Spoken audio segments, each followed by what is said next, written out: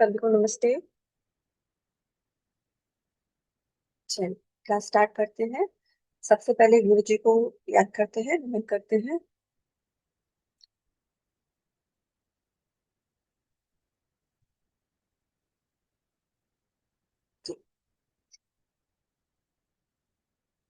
Heart disease के अ, हमने heart disease के बारे में हार्ट के बारे में लास्ट क्लास में पढ़ा था। अब हार्ट डिजीज स्टार्ट करते हैं। तो हार्ट डिजीज की श्रृंखला में सबसे पहले जो डिजीज हमने स्टार्ट करेंगे वो रहेगी एथेरोस्क्लेरोसिस, जो बहुत कॉमन डिजीज है। ठीक है। और एक मिनट, सबको म्यूट कर देती हूँ।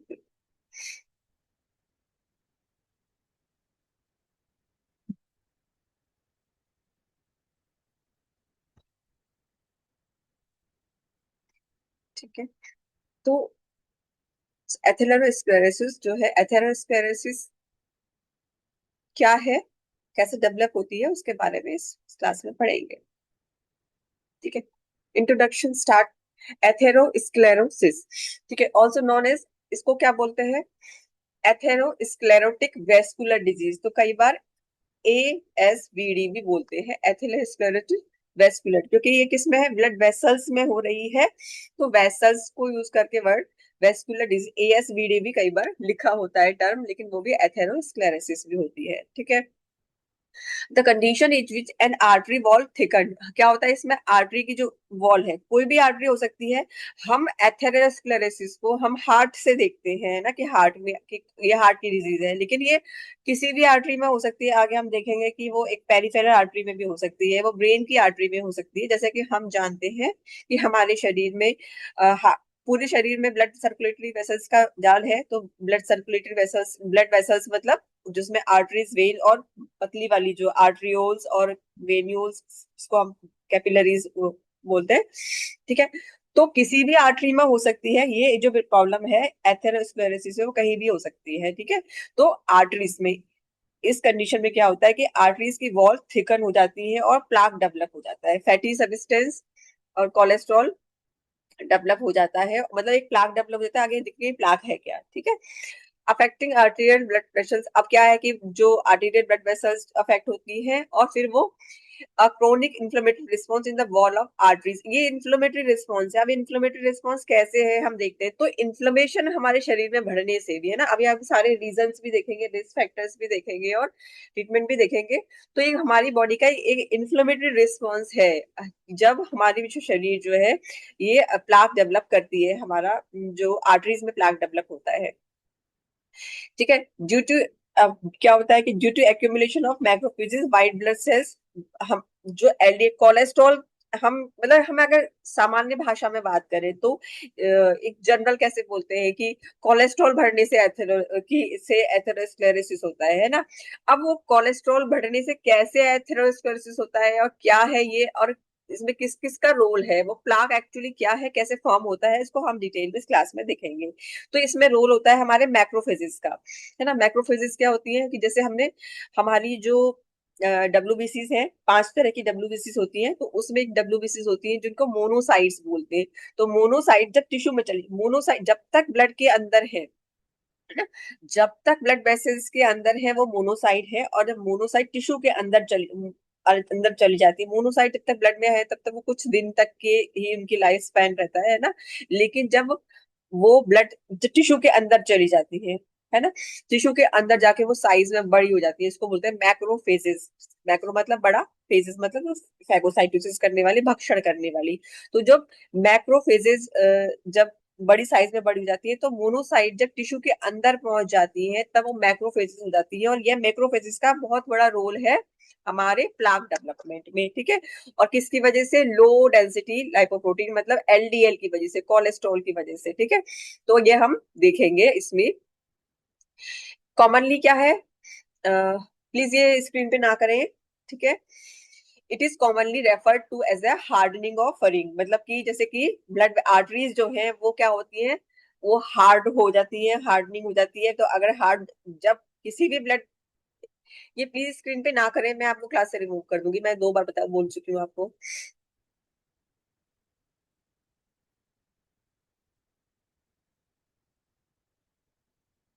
ठीक है। तो जब तक किसी भी वेसल से अगर हम बात करें हमारी आर्टरीज की या ब्लड वेसल्स की, तो वो एक तरह का पाइप है, ठीक है, वहां पे वो जो ब्लड फ्लो हो रहा है। लेकिन जब उसका जब तक इलास्टिसिटी है, जब तक उसमें इलास्टिसिटी है, जिस तरह से वो मुड़ रही है, ब्लड जा रहा है तो वो मुड़ रही है, ठीक है, तो वो प्रॉपरली ब्लड फ्लो करेगी। लेकिन अगर उसकी हार्डनिंग हो जाएगी, वो हार्ड हो जाएगा, अंदर से उसके अंदर प्लाक जमा हो जाएगा, तो इसको क्या बोलते हैं कि कॉमनली रेफर्ड एज, ऐसे इसको कॉमनली कैसे बोलते हैं कि हमारी जो ब्लड वेसल्स है वो हार्ड हो गई है, मतलब उसके ऊपर एक फरिंग ऑफ आर्टरीज, मतलब उसके एक प्लास्टर, जैसे जैसे हम प्लास्टर लगा देते हैं किसी एक कोटिंग, और उसके ऊपर लगा, उसके अंदर लगा दी है, तो एक कोटिंग और हो गई है और वो हार्ड हो गई है, ये हम उसको नॉर्मली कहते हैं। अब वो धीरे धीरे क्या होता है कि फिर वो ज्यादा जब कोटिंग अंदर पूरी भर जाती है तो ब्लड फ्लो बिल्कुल रुक जाता है। जब तक थोड़ा सा है तब तक मालूम नहीं चलता है, आगे देखेंगे कि कब से स्टार्ट होता है और हमें कब मालूम चलता है कि हमारा, कि जब जब बिल्कुल हार्ट अटैक आता है तभी मालूम चलता है, उससे पहले पता नहीं चलता है ना। तो लेकिन ये प्रोसेस जो है बहुत पहले स्टार्ट हो चुका होता है, ठीक है। It is caused by the formation of multiple plaque with in the arteries, ठीक है। ये हम जनरल पढ़ रहे हैं, सभी को पता है, इसको हम डिटेल में आगे पढ़ेंगे। इट कैन रेस्ट्रिक्ट, अब ये क्या करता है, it can restrict blood flow. अब ब्लड फ्लो जो आर्टरीज में ब्लड फ्लो हो रहा है उसको रेस्ट्रिक्ट करेगा, उसको रुकावट करेगा, है ना। और जब ये the plaque can also burst causing A blood clot. अब ये जो ऐसा भी करता है कि जब वहां तक कुछ, कई बार तो क्या होता है कि उस आर्टरीज में ही कोई ब्लॉक कर दिया, लेकिन वो कई बार क्या होता है कि वो प्लाक, वो है ना जो प्लाक जो बनता है, क्लॉट बनता है, वो मूव भी कर जाता है, जैसे कुछ चिपक रहा है आर्टरी से एक क्लॉट, और वो क्लॉट ही क्या हो गया, ब्लड फ्लो के साथ वो पूरा की पूरा क्लॉट ही मूव कर गया, जिसको हम एम्बोलस बोलते हैं, है ना। एम्बोलिज्म जो प्रोसेस होता है, मतलब क्लॉट, ये ब्लड क्लॉट है, इसको इन्फ्राक्ट, अब वो क्लॉट मूव करता है, वो ब्लड में घूम रहा है, मूव कर रहा है, जिसको हम इन्फ्राक्ट बोलते हैं, है ना। तो क्लॉट, मूविंग क्लॉट जो होता है इसको एम्बुलस बोलते हैं, और वो कहीं कहीं भी घूमता रहता है और जाके वो कहीं और, जैसे अब माना कि किसी और आर्टरी में बना, फॉर एग्जाम्पल हाथ की आर्टरी में बना कोई क्लॉट बना है, और वो क्लॉट घूमता, अब वो वहां से निकल गया, मूविंग क्लॉट हो गया, वो निकल गया वहां से, घूमता घूमता ब्रेन में पहुंच गया, जिसको हम बोलते हैं कि ब्रेन, जब ब्रेन स्ट्रोक आता है ना, पैरालिसिस आता है, तो उसका एक कारण हम ये मानते हैं कि वो एम्बुलस है, वो इंफ्राक्ट है ना। तो इनफैक्ट वो ये मूव भी कर सकता है, तो ऐसा नहीं है कि एथेरोस्क्लेरोसिस जब है कि वो वहीं रहेगा, वो क्लॉट मूव भी कर सकता है, तो कहीं भी जा सकता है, तो फिर वो ब्रेन स्ट्रोक भी कर सकता है, ठीक है। लेकिन अभी हम यहाँ हार्ट के रिस्पेक्ट में पढ़ रहे हैं, तो हम इसलिए उसको हम डिटेल में नहीं जाएंगे, ठीक है। तो ऑल्दो एथेरोस्क्लेरोसिस ऑफन कंसीडर, जैसे हम अभी हार्ट के रिस्पेक्ट में पढ़ रहे हैं, तो ऐसा माना जाता है कि एथेरोस्क्लेरोसिस जो है हार्ट की बीमारी है, बट ये हार्ट की बीमारी नहीं है, कहीं भी और भी हो सकता है। प्रिवेंटेबल है, रोका जा सकता है इसको, और ट्रीट भी किया जा सकता है। जैसे हम जानते हैं कि प्रिवेंट कैसे करेंगे, अब देखेंगे कि अपना लाइफस्टाइल मेंटेन करके भी इसको प्रिवेंट कर सकते हैं, और इसको ट्रीट भी कर सकते हैं हम, न्यूरोथेरेपी से हम इसको कम्प्लीटली ट्रीट कर सकते हैं। बाकी और भी कई तरीके हैं जिससे ये डॉक्टर ट्रीट करते हैं, बट हम अपने थेरेपी से इसको परमानेंटली ट्रीट कर सकते हैं, ठीक है। तो कुछ टर्म है जो इसके रिस्पेक्ट में हम देखते हैं कि आर्टेरियोस्क्लेरोसिस भी, क्योंकि आर्टरीज में स्क्लेरोसिस हुआ है, स्क्लेरो आर्टरी तो हम जानते हैं, आर्टरी मतलब हमारी धमनियां, स्क्लेरोसिस अगर वर्ड का मतलब समझे तो बोलता है हार्डनिंग होता है ना, हार्ड हो जाना। तो नाम से ही समझ में आ रहा है कि आर्टेरियो स्क्लेरोसिस है, तो मतलब धमनियों का हार्ड हो जाना, ठीक है। अब ये हार्डनिंग जो है वो, इसको इसीलिए कई बार एथेरोस्क्लेरोसिस को कई बार आर्टेरियोस्क्लेरोसिस भी लिखा होता है, तो दैट इज ऑल्सो एथेरोस्क्लेरोसिस, मतलब वो आर्टेरियोस्क्लेरोसिस भी सेम ही चीज है। तो आर्टरीज का हार्ड हो जाना, ठीक है। अब एक और टर्म होती है आर्टीरियो लो स्क्लेरोसिस। जैसे मैंने अभी बताया था कि आर्टरीज में पतली वाली जो आर्टरीज होती है, मतलब जैसे अगर वो और महीन होती जाएंगी, है ना, जैसे अब बड़ी आर्टरी, जैसे सबसे बड़ी आर्टरी कौन सी है, एओटा। फिर एओटा छोटी हुई, थोड़ी सी पतली हुई, थोड़ी सी सिकुड़ी, मतलब सिकुड़ी मतलब थोड़ी उसका नैरो और नैरो हुई, मतलब उसका डायमीटर और कम हुआ, तो इसको हम आर्टरीज बोल देते हैं। फिर आर्टरीज थोड़ी और थोड़ी पतली हुई, तो इसको आर्टीरियोल्स बोल देते हैं, मतलब पतली वाली आर्टरी, ठीक है। तो आर्टेरियोल्स में, मतलब पतली वाली आर्टरीज में अगर स्क्लेरोसिस होता है तो इसको आर्टेरियोलो स्क्लेरोसिस बोलते हैं, चीज वही है। पर मैं आपको सारी टर्म्स इसलिए बता रही हूँ कि कई बार हम जब रिपोर्ट पढ़ते हैं, है ना, हम या कुछ ऐसा मेडिकल रिपोर्ट पढ़ते हैं या मेडिकल बुक्स पढ़ते हैं, तो उस इन वर्ड से कंफ्यूज हो जाते हैं कि what is atherosclerosis, what is arteriosclerosis, क्या ये डिफरेंट है, क्या ये सेम चीज है। तो हमें हर टर्म मालूम होनी चाहिए, क्योंकि कई बार मेडिकल में एक टर्म एक जैसी चीज के लिए कई सारे नाम होते हैं, है ना। अब इसीलिए आप आर्टीरियोस्क्लेरोसिस बोलोगे, चाहे आर्टीरियोस्क्लेरोसिस वेस्कुलर डिजीज बोलोगे, चाहे एथेरोस्क्लेरोसिस बोलोगे, वो चीज सेम ही है ना। और आर्टेरियोस्क्लेरोसिस का मतलब है जो पतली वाली आर्टरीज में बीमारी, ये है उसकी हार्डनिंग है ना, इलास्टिसिटी खत्म हो जाना, हार्डन हो जाना। अब इस प्रोसेस को आर्टियोजेनेटिक, अब जैसे कई बार ऐसा लिखा होता है कि एथेरोजेनेटिक चेंजेस, एथेरोस्क्लेरोटिक चेंजेस, तो वो भी वही है कि उस तरह से चेंजेस हो रहे हैं, मतलब थोड़ी हार्डनिंग वाले चेंजेस हो रहे हैं, तो वो भी वही चीज है।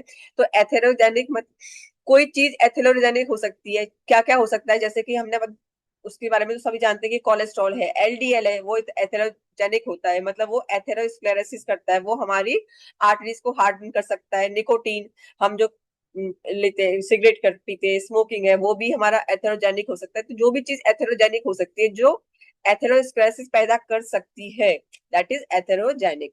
ठीक है। और एथेरोजेनेसिस क्या होता है, हार्डनिंग होना, द प्रोसेस जिसमें हमें प्लाक फॉर्मेशन होता है, वो एथेरोजेनेसिस होता है। ठीक है। ये टर्म जो इससे रिलेटेड आती है, हमें कई बार रिपोर्ट्स में पढ़ने को मिलती है, और हम कई बार मेडिकल बुक्स पढ़ते हैं, उसमें ये सब टर्म्स लिखने को मिलती है। तो ये स्टार्ट कैसे होता है, कॉजेस कैसे होता है, कि सबसे पहले स्टार्ट कैसे होता है, एथेरोजेनेसिस जो है, एथेरोस्क्लेरोसिस, ये हम आपको इसी टर्म को लेके चलेंगे पूरे इस पीडीएफ में, ताकि हम हमने देख लिया, मल्टीपल नेम देख लिए उसके, जो बहुत सारे नाम, अलग अलग नाम है, पर हम इसको ही लेके चलेंगे, एथेरोस्क्लेरोसिस। ठीक है। अब एथेरोस्क्लेरोसिस जो है वो स्टार्ट कैसे होता है, पहले वॉल डैमेज होती है with damage or injury to the inner wall of arteries, that damage may cause by ये। तो मैं थोड़ा सा ब्रीफ इंट्रोडक्शन यहाँ ब्रीफ दे देती हूँ आपका आर्टरीज के बारे में, है ना, ताकि फिर आपको समझने में आसानी हो जाएगी। वैसे हम ना, हमारा जो चैप्टर में आर्टरीज का की एनाटॉमी नहीं थी, पर मैं आपको तभी इसलिए बता रही हूँ ताकि आप अच्छे से समझ पाओ। तो जैसे हमारी आर्टरी है, उसमें 3 लेयर होती है। जैसे जैसे आप समझो कि एक पाइप है, पाइप की सबसे अंदर वाली लेयर जिसके अंदर, जिसमें ब्लड डायरेक्ट कनेक्टेड रहता है। तो 3 लेयर, सबसे अंदर वाली लेयर जिसमें हमारा ब्लड डायरेक्ट कनेक्टेड रहता है, हमारी वो ल्यूमेन, ल्यूमेन मतलब जहां ब्लड फ्लो रहता है, वो जो पाइप, जैसे अगर पाइप की बात करें, तो पाइप में जहां अंदर पानी है, तो वहां अगर हमारे आर्टरीज की बात करें, तो जहां पानी है, जहां ब्लड है, उससे जो जो लेयर डायरेक्ट कनेक्टेड है, उसको ट्यूनिका इंटीमा कहते हैं। ठीक है, ट्यूनिका इंटीमा। अब वो एंडोथीलियल ही है। ठीक है। अब उसके अंदर जो बीच वाली लेयर है, वो ट्यूनिका मीडिया, है ना। और उस मीडियम मतलब बीच वाली, और सबसे बाहर वाली लेयर जो उसको बोलते हैं ट्यूनिका एडवेंटिशिया, मतलब बाहर वाली लेयर। तो 3 लेयर है। तो सबसे अंदर वाली लेयर जो है, जैसे अगर हम बात करें कि जब ब्लड फ्लो उसमें हो रहा है, तो इन निम्नलिखित कारणों से, किस कारणों से, कि हाई ब्लड प्रेशर है, कि ब्लड प्रेशर हाई होने की वजह से, तो जब ब्लड प्रेशर हाई है, बहुत तेजी से ब्लड जो फ्लो कर रहा है, तो अंदर वाली लेयर कौन सी, ट्यूनिका इंटीमा, अंदर वाली लेयर जो है, वो उसमें इंजरी होती है, मतलब उसमें क्या होता है कि वहां पर कुछ दीवार दीवार टूटती है, जब कोई तेज प्रेशर से बहेगी, और ब्लड इतनी तेज प्रेशर से बहता है, और आरबीसी जो है क्या करती है, वो कोने कोने से टकरा के चलती है ना। जैसे अगर हम बात करें, कोई ब्लड, कोई जैसे घुमाव आया, तो घुमाव से वो एकदम कॉर्नर कॉर्नर में चलेंगी एकदम तो फिर वो घुमाव से टकराती है, तो वहां पर अंदर वाली लेयर की भी वही डैमेज होती है। तो इस तरह से जो है, जब ब्लड प्रेशर हाई रहेगा नॉर्मल से, तब उस समय क्या होता है कि अंदर वाली लेयर जो है इंटीमा में क्या होता है, डैमेज होता है, इंजरी होती है। और हाई कोलेस्ट्रॉल की वजह से, जो कोलेस्ट्रॉल का मॉलिक्यूल जो एलडीएल है, लो, हम बोलते हैं क्या होता है, एलडीएल, है ना, क्या, अगर एलडीएल बढ़ा है तो एलडीएल, लो डेंसिटी लिपिड बढ़ा है, तो वो भी खतरा है, बोलते हैं ना, वही उसी से तो हार्ट एथेरोस्क्लेरोसिस होता है ना। तो जो एलडीएल बहुत बड़ा मॉलिक्यूल, लिपिड फैट फैट के जो एलडीएल मॉलिक्यूल है, वो बड़ा मॉलिक्यूल, वो भी जब ज्यादा बढ़ता है ब्लड के अंदर तो भी इंजरी होती है।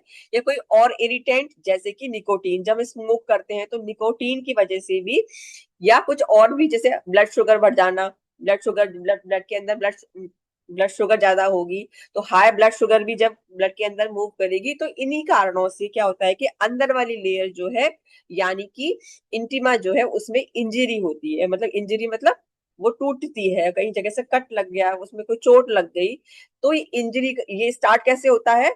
इंजरी से। और किस में? अंदर वाली लेयर में, ट्यूनिका इंटीमा में। किस वजह से? इन चार कारणों से, कि ब्लड प्रेशर की वजह से, हाई कोलेस्ट्रॉल यानी एलडीएल की वजह से, निकोटीन की वजह से, या ब्लड शुगर हाई रहने की वजह से, है ना। तो ये स्टार्ट कहाँ से? इंजरी से। अब क्या है?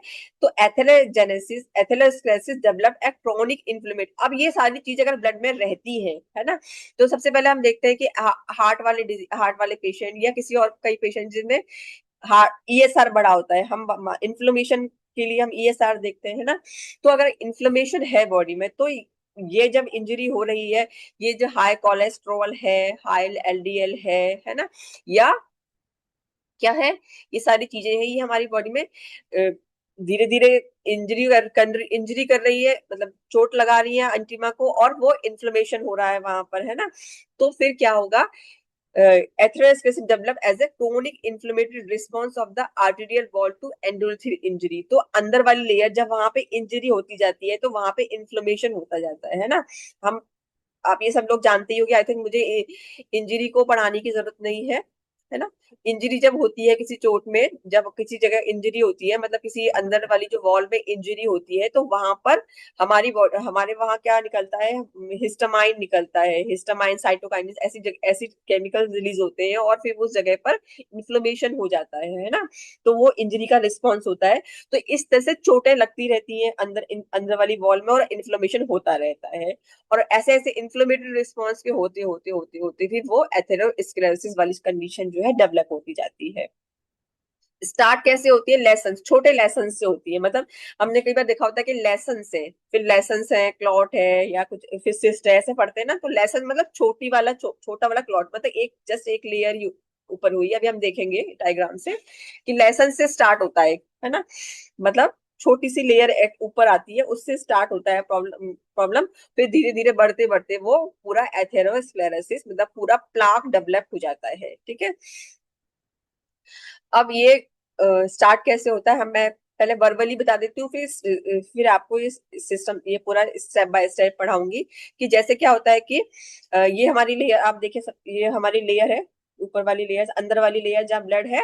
अब ब्लड के अंदर क्या होगा कि बहुत सारे जो एलडीएल है ना, कोलेस्ट्रॉल है, या शुगर मॉलिक्यूल है, या कोई भी हाई ब्लड प्रेशर की वजह से अंदर वाली लेयर में चोट लग गई, है ना, और कोलेस्ट्रॉल हाई है। तो अब क्या है, जो एलडीएल है वो हमारे ब्लड से, जो ब्लड से कहाँ पहुंच जाता है? हमारी अंदर वाली लेयर में, टिश्यू में पहुंच गया। ये टिश्यू हो गया ना।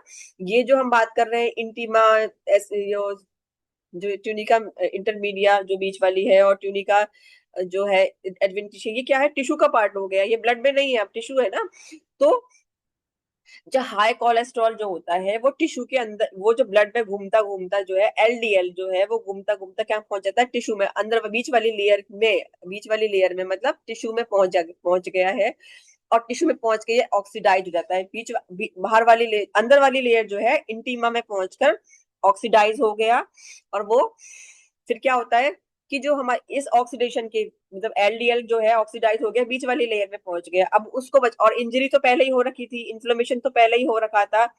अब क्या है, इसके रिस्पॉन्स में जो हमारे ब्लड के अंदर जो मोनोसाइट्स थे, अभी बताया था ना मोनोसाइट से स्टार्ट होता है, तो मोनोसाइट्स थे वो भी हमारी बीच इसी टिश्यू में, कौन से टिश्यू में? अंदर वाली लेयर के टिश्यू में, टिश्यू के अंदर पहुंच जाते हैं। और टिश्यू के अंदर पहुंच के, मैंने बताया, ये साइज में बहुत बड़े हो जाते हैं। यानी मोनोसाइट जो है साइज में बहुत बड़ा हो गया, जिसको बोलते हैं मैक्रोफेजेस। अब ये मैक्रोफेजेस वहां पे पहुंच गए, है ना। अब मैक्रोफेजेस पहुंच गए। अब मैक्रोफेजेस क्या करते हैं? इस एलडीएल को, अब मैक्रोफेजेस होते ही इसीलिए कि कोई भी इंजरी है, कोई भी एक्स्ट्रा जो भी चीज है, उसको फैगोसाइटोसिस करने के लिए होते हैं। तो इस ऑक्सीडाइज एलडीएल को मैक्रोफेजेस अपने अंदर ले लेते हैं। है ना, और क्या बन जाते हैं, फोम सेल्स, एक सेल्स होती है इसको फोम सेल्स, यहाँ देखेंगे आप एग्जाम डायग्राम में, है ना, तो ये फोम सेल्स बन जाते हैं, है ना, थर्ड वाले में देखें। और फोम सेल्स के अब इस तरह से हमारे जब जहां भी कोलेस्ट्रॉल बढ़ा हुआ है, ये है इंजरी है, इन्फ्लेमेशन है, वहां पर इंटीमा में फोम सेल्स बन गए। फोम सेल्स मतलब जिसके अंदर कोलेस्ट्रॉल भी है, हमारी मैक्रोफेजेस जिसने बहुत सारी एलडीएल को, ऑक्सीडाइज एलडीएल को अंदर ले लिया है, तो एक बहुत बड़ी वाली सेल्स बन जाती है जिसको फोम सेल्स कहते हैं।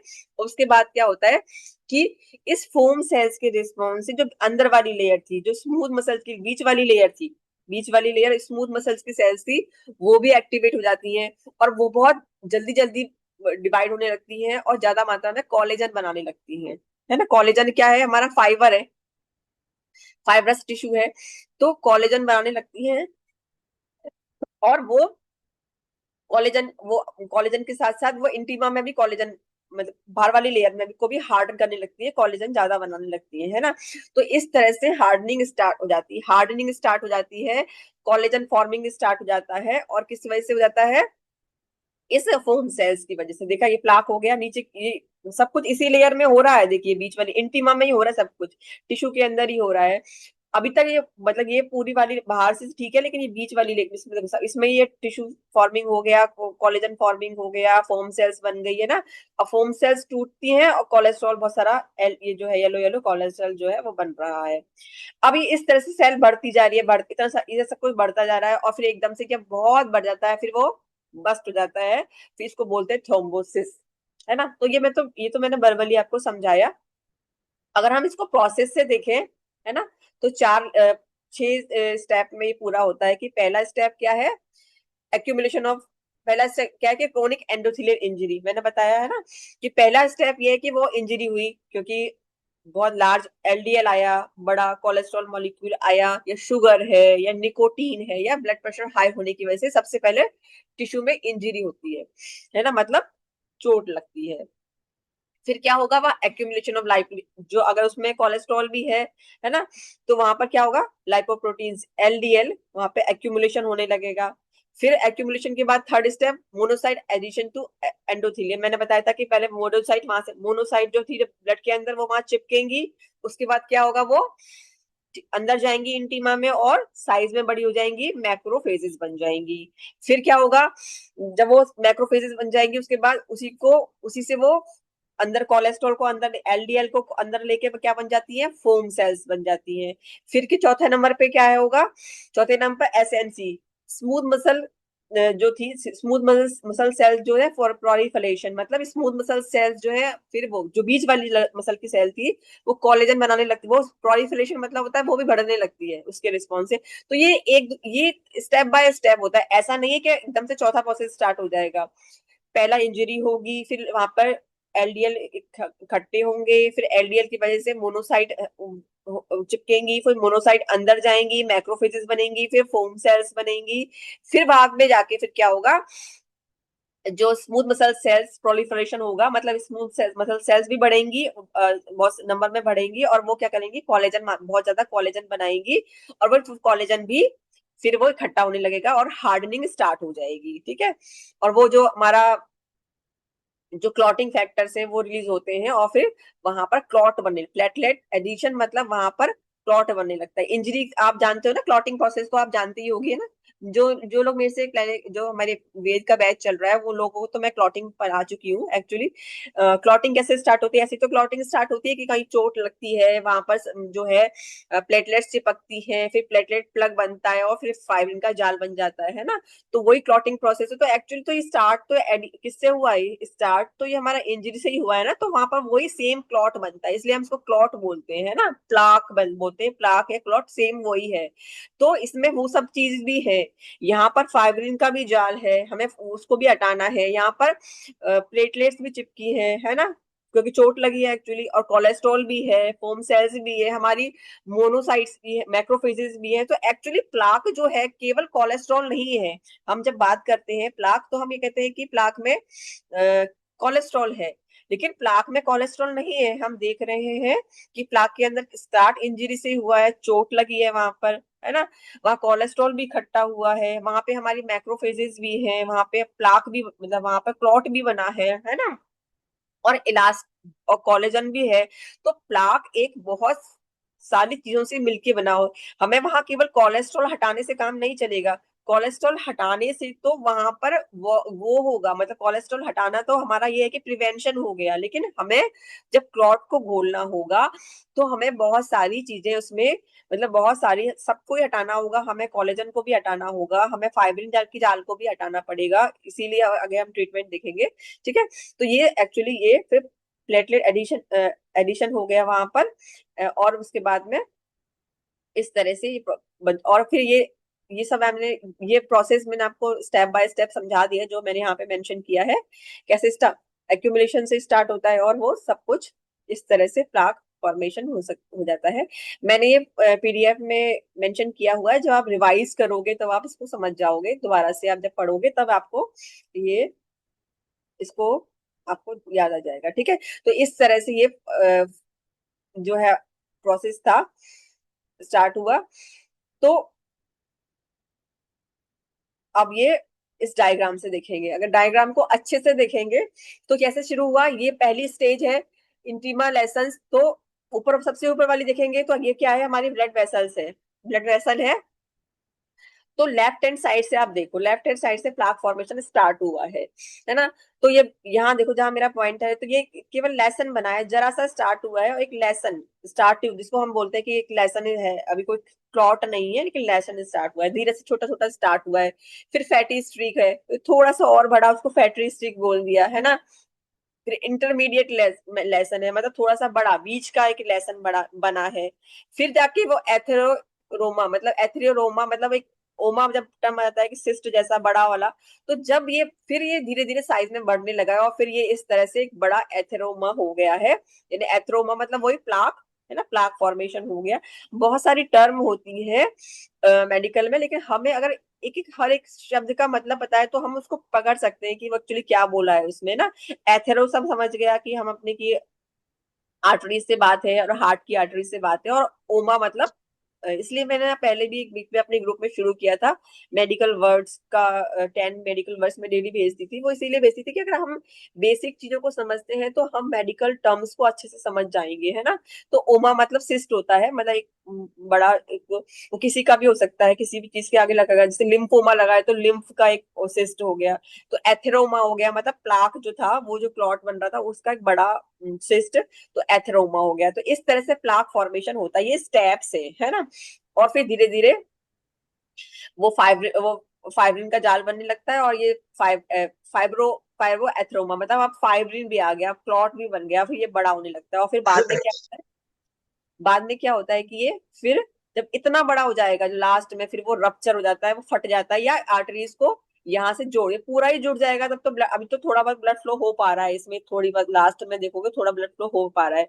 जब ये और बढ़ेगा तो क्या करेगा, वह पूरा बंद कर देगा, फिर ब्लड फ्लो वहां बिल्कुल रुक जाएगा, स्टेमिया हो जाएगा, है ना। स्टेमिया मतलब ब्लड फ्लो बिल्कुल ब्लॉक हो गया धीरे धीरे। तो फिर जब हार्ट की मसल्स को ही ब्लड फ्लो नहीं पहुंचेगा, और फिर धीरे धीरे उसको ही बोलते हैं हार्ट अटैक बोलते हैं। तो एक्चुअली स्टार्ट कैसे हुआ है, ये इंजरी से और इन्फ्लेमेटरी रिस्पॉन्स के थ्रू हुआ है। आई थिंक अब मुझे आप लोग ये समझ गए होंगे कि कैसे प्लाक फॉर्मेशन स्टार्ट होता है। तो स्टेप बाय स्टेप होता है, स्टार्टिंग के डेज में हमें पता भी नहीं चलता है। अभी हम देखेंगे, ये फ्लो चार्ट से भी वही चीज समझाई है मैंने आपको, है ना। ठीक है। सिम्टम्स कैसे स्टार्ट होते हैं, कि सिम्टम्स पहले धीरे धीरे क्या होता है कि स्टार्ट होते हैं एडोलोसेंस में। जैसे मैंने बताया कि ये जब आपकी जवानी से स्टार्ट, मतलब हम जब मानेंगे कि 25-30s में हमारे ये सिम्टम्स स्टार्ट हो जाते हैं, कि अगर हम कोलेस्ट्रॉल बढ़ रहा है, हमारा लाइफस्टाइल ऐसा है कि कोलेस्ट्रॉल बढ़ रहा है ना, या हम डायबिटिक पेशेंट है, लाइफस्टाइल बिगड़ रही है, मेटाबॉलिक डिसऑर्डर स्टार्ट हो गए हैं, या स्मोक कर रहा है। खाओगे ना? आप कितनी रोटी बना दूं बताओ? एक सेकंड,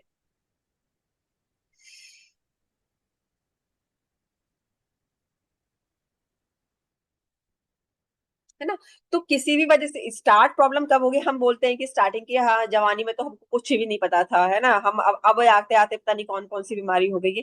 हो जाती है स्टार्ट, है ना। ये सारा प्लाक फॉर्मेशन जो है, हमने बताया लेसन फॉर्मेशन जो है स्टार्टिंग का, वो 20 लेट 20s में भी स्टार्ट हो जाता है। लेकिन क्या उस स्टेज में सिम्टम्स नहीं आती, क्योंकि वो कुछ दिक्कत नहीं करता ब्लड फ्लो में, है ना। तो धीरे धीरे ये सारी बैड हैबिट्स यानी कि लाइफस्टाइल डिसऑर्डर्स होते होते ये धीरे धीरे प्रॉब्लम स्टार्ट ही हो जाती है। लेकिन उस समय कोई मेजर प्रॉब्लम होता नहीं है, उस समय कोई खास उसके सिम्टम्स जो है हम पता नहीं चलते, जब तक ब्लड क्लॉट ना हो, जब तक वो नैरो ना हो, जब इतना नैरो ना हो कि ब्लड फ्लो में दिक्कत आती है। और जब हम हार्ट अटैक में ही मालूम चलता है कि जब वो बिल्कुल ऑब्स्ट्रक्ट कर देता है, ब्लड फ्लो बिल्कुल रुक जाता है वहां पर, तभी हमें मालूम चलता है कि हार्ट अटैक हो गया। या जब या तो एंजाइना है ना, पेन हुआ है, स्टार्ट हुआ है, तो तब मालूम चलता है हार्ट अटैक, जब हार्ट अटैक ट्रिगर होता है। लेकिन स्टार्टिंग स्टेज में पता नहीं चलता। लेकिन ये प्रोसेस कब हो जाता है स्टार्ट? लेट 20s में ही स्टार्ट हो जाता है ये प्रोसेस। ठीक है। अब जैसे मैंने बताया कि सिम्टम्स कैसे हो सकते हैं, कैसे सिम्टम्स आएंगे, स्टार्ट कैसे हो गया, पैथोजेनेसिस कैसे स्टार्ट, पैथोजेनेसिस मतलब बीमारी कैसे स्टार्ट हुई, वो तो हमें बता दिया कि स्टार्ट तभी हो जाती है अगर आपका लाइफस्टाइल खराब है ना। अब कहाँ कहाँ सिम्टम्स देखेंगे, जैसे मैंने बताया कि केवल हार्ट से रिलेटेड नहीं है ये तो हर किसी भी आर्टरी में हो सकती है। तो कैसे अगर सिम्टम्स दिखेंगे आपको, कैसे अगर पेशेंट आते हैं और ऐसे सिम्टम्स है, तो इसका मतलब उसको आर्टेरियोस्क्लेरोसिस है। पर अगर हार्ट में है ना, तो कैसे हार्ट में अगर स्क्लेरोसिस है तो कैसे सिम्टम्स आएंगे कि उसको हार्ट अटैक आएगा, है ना। हार्ट अटैक आएगा, या तो हार्ट अटैक नहीं आएगा तो चेस्ट पेन स्टार्ट हो जाएगा, एंजाइना जिसको बोलते हैं। एंजाइना मतलब चेस्ट में जो है एथेरोस्क्लेरोसिस की वजह से जो हार्ट में पेन होता है उसको हम चेस्ट पेन कहते हैं। और चेस्ट पेन जो है, हार्ट पेन जो है, उसको हम एंजाइना बोलते हैं। तो हमारे पास जो ट्रीटमेंट है ना मेडिक अपना एन्यूरोथेरेपी में, उसके 3 नाम इसीलिए हैं। Athero treatment, cardiac treatment, cardiac शब्द का मतलब भी हार्ट होता है, जो मैंने आपको लास्ट क्लास में बताया था। और एंजाइना मतलब वो दैट पेन, जो पेन होता है हार्ट, जो एथेरोस्क्लेरोसिस की वजह से, दैट इज कॉल्ड एंजाइना। तो इसीलिए उस ट्रीटमेंट का नाम एंजाइना भी है ना।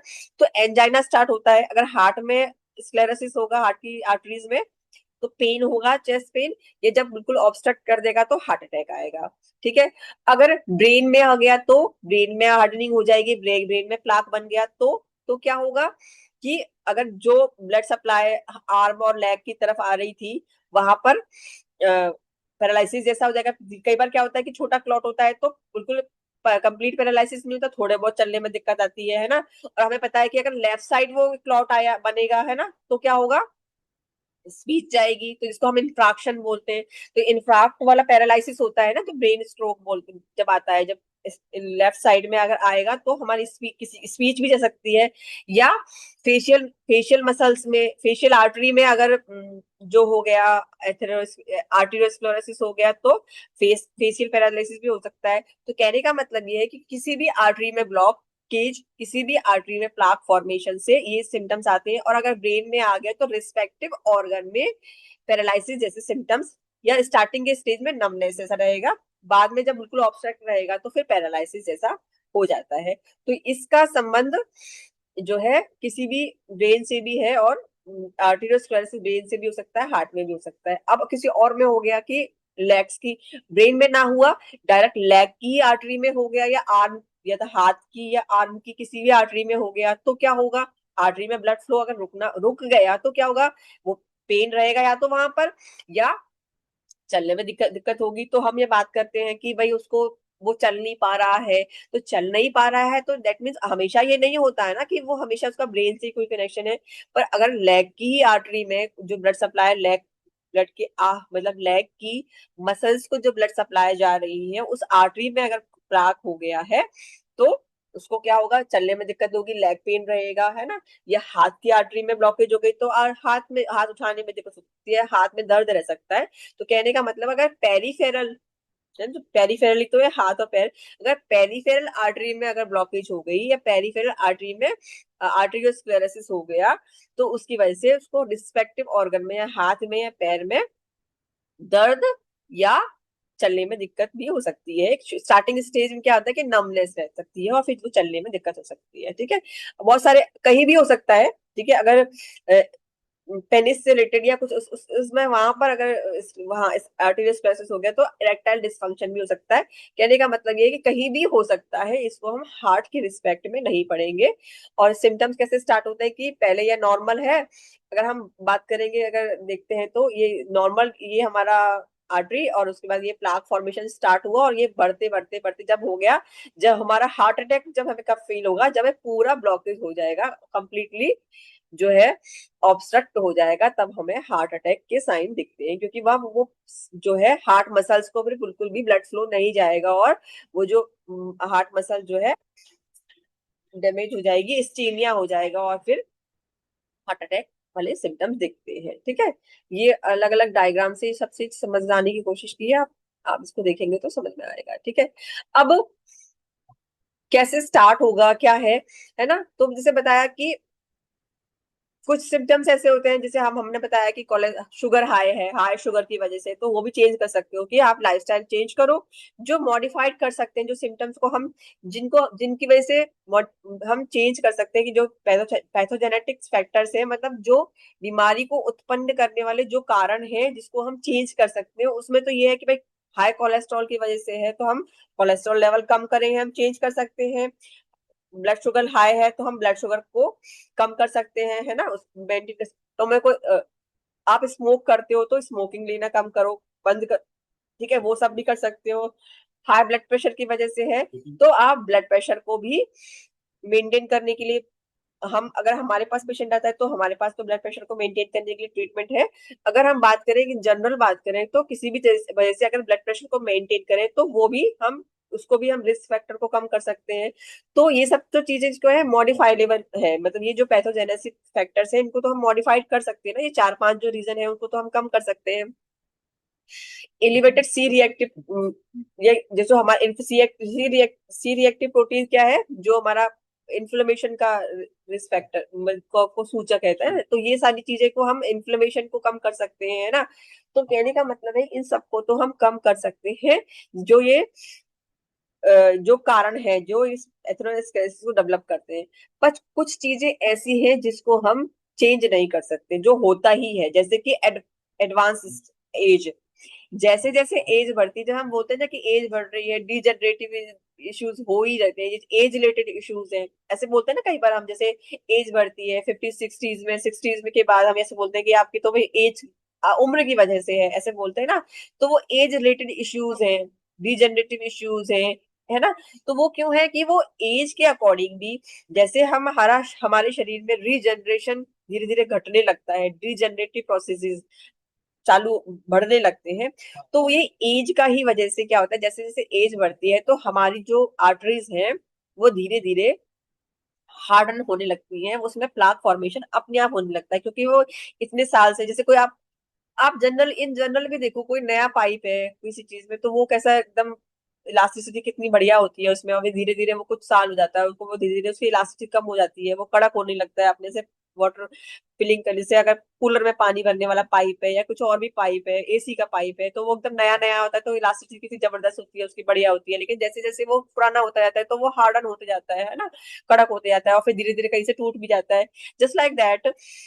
इसी प्रकार से हमारी जो आर्टरीज हैं वो एज के अकॉर्डिंग भी हार्डनिंग उनकी होती रहती है। तो इस प्रोसेस को हम, इस फैक्टर को हम मॉडिफाइड नहीं कर सकते ना, क्यों भाई, ये तो नॉन मॉडिफाइड फैक्टर है, एज सबकी बढ़ेगी, तो एज के हिसाब से भी ये जो जो प्रोसेस है वो स्टार्ट होता है। ठीक है, मेल सेक्स, तो ये इसके अलावा दूसरा फैक्टर ये कि मेल में, ये मेल की जीन्स में होता ही है कि फीमेल के कंपैरिजन में मेल में ये जो फैक्टर, वो जो एथेरोजेनेटिक जेनेटिक फैक्टर थोड़ा ज्यादा ही होता है। तो हार्ट अटैक के केसेस अगर अगर किसी ने ऑब्जर्व किया होगा तो मेल में ज्यादा होते हैं, फीमेल में कम होते हैं, क्योंकि एथेरोस्क्लेरोसिस का प्रोसेस जो है मेल में ज्यादा होता है, ये इनका जीन जीन में ही होता है। तो ये हम इसको हम चेंज नहीं कर सकते, है ना। दूसरा है हैविंग क्लोज रिलेटिव, अगर आपकी फैमिली में किसी को है, जेनेटिक है, मतलब जीन्स में है ना, तो वो जीन में है तो वो जेनेटिक बीमारी है, अगर फैमिली में किसी को है तो उसको, वो भी आपको ये चांसेस रहेंगे, चाहे आपका लाइफस्टाइल ठीक है, पर आप वो डेवलप धीरे धीरे हो रहा है, आपको इतना सीवियर नहीं होगा कि बिल्कुल ऑब्स्ट्रक्ट कर देगा, बट धीरे धीरे आपकी वो हार्डनिंग स्टार्ट हो रही है, क्योंकि वो जीन्स में है। है ना।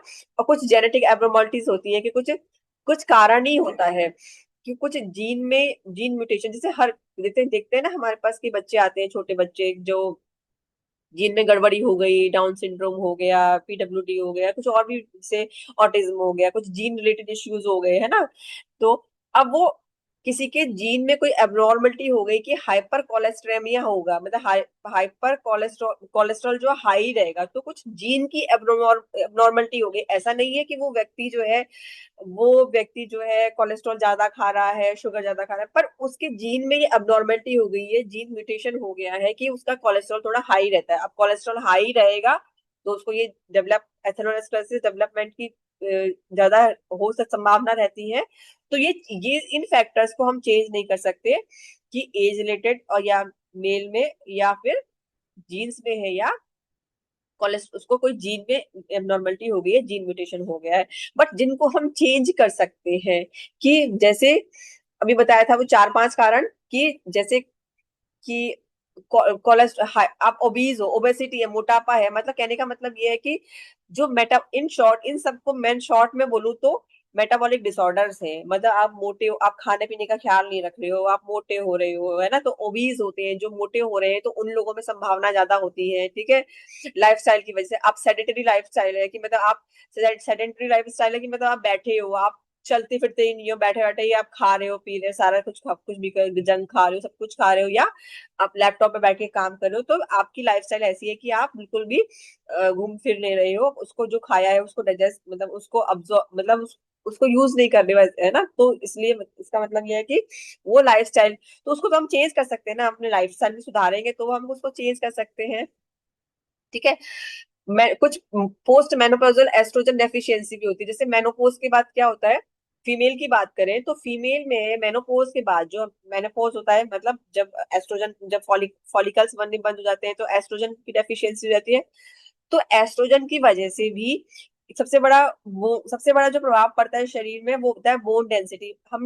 जब मैंने वो पढ़ाया था आपको, एक बार वो पढ़ाया था ना, ये शायद पीसीओडी बढ़ाया था ना शायद, तब मैंने बताया था आपको कि जो एस्ट्रोजन बनता है वो जब बाद में लेटर स्टेजेस में एस्ट्रोजन नहीं बनता है, जब मेनोपॉज के बाद, तो एस्ट्रोजन हमारा क्या करता है कि एस्ट्रोजन हमारा, जैसे मैंने आप शायद जो बैच वन और बैच टू में पढ़ाया था वेद में, शायद इसलिए मैं कई बार लिखता है कि जनरल सबको नहीं पढ़ाया है ना, तो वो कई बार अपने जो वेद वाले बैचेस चल रहे हैं उनको पढ़ाया है कि एस्ट्रोजन जो होता है, चाहे मेल की बॉडी की बात करें चाहे फीमेल की बॉडी में बात करें, दोनों में ही एस्ट्रोजन बनता है ना।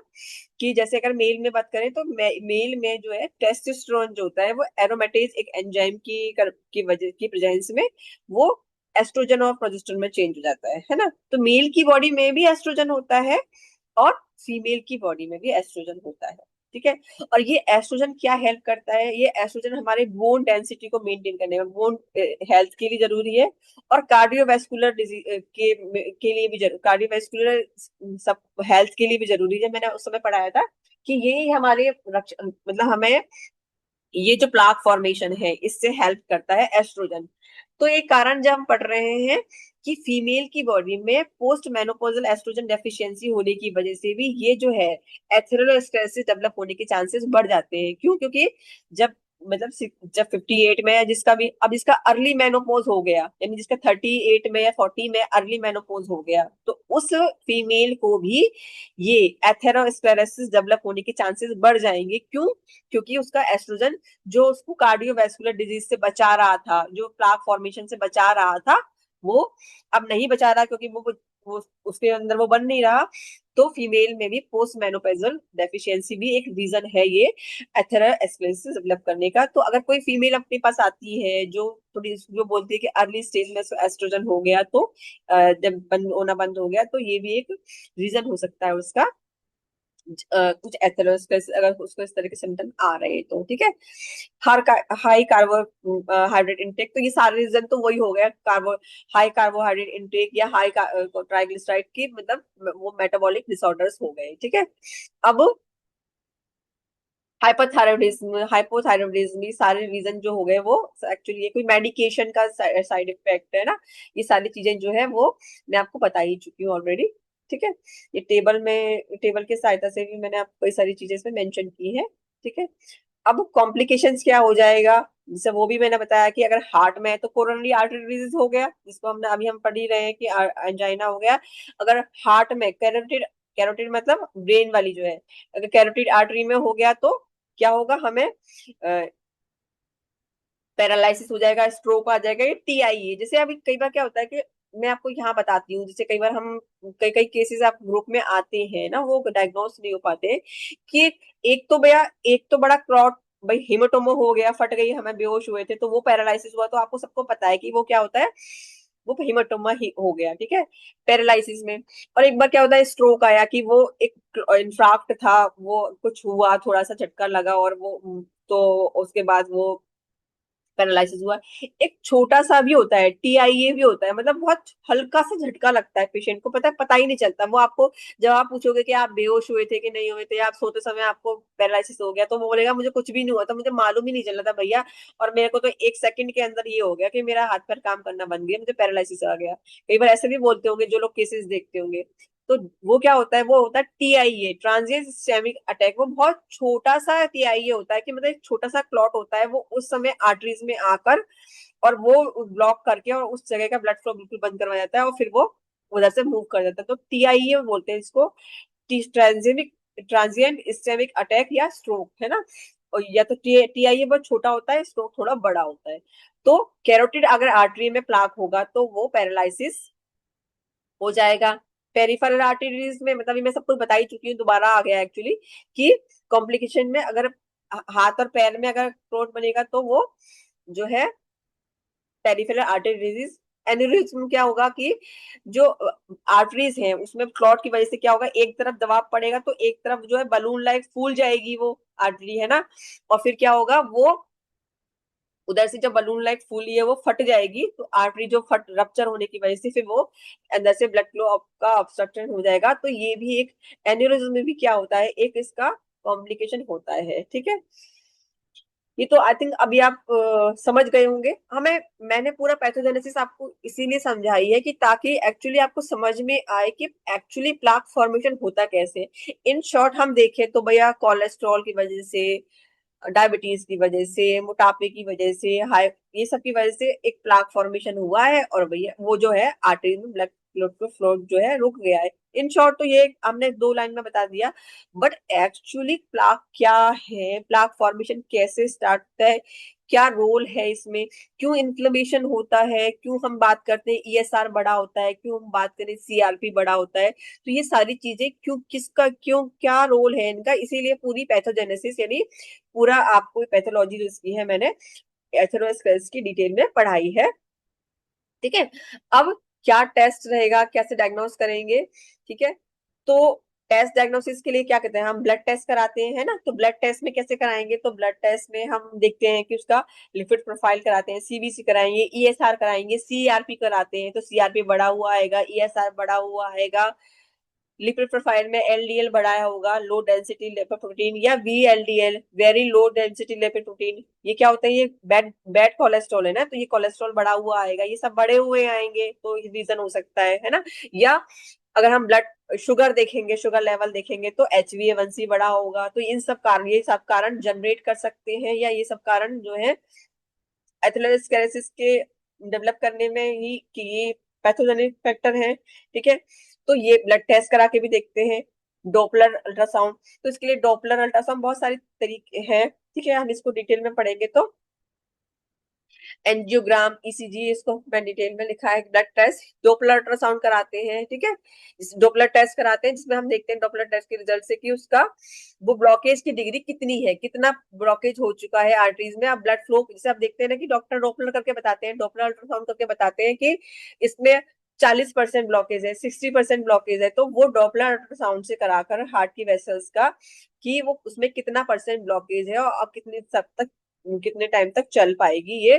ठीक है, एक एंकियल ब्रेकियल इंडेक्स होता है। ये बहुत सारे तरीके होते हैं, जिससे कई बार पेशेंट क्या पता है हमारे पास रिपोर्ट लेके आता है। ठीक है, तो हम अगर रिपोर्ट पढ़ सकते हैं, ठीक है, बहुत अच्छी बात है, लेकिन एक्चुअली हम ये समझे तो सही कि रिपोर्ट के लेके आए। कई बार पेशेंट कहता है कि हाँ मैंने डॉपलर कराया है, मैंने एंकियल ब्रेकियल इंडेक्स मेरा ये कम था, तो आपको ये मालूम होना चाहिए कि एक्चुअली कि वो एक्चुअली टेस्ट किसके लिए है ना। तो इसीलिए कुछ टेस्ट भी मैंने यहाँ मेंशन किए हैं, है ना।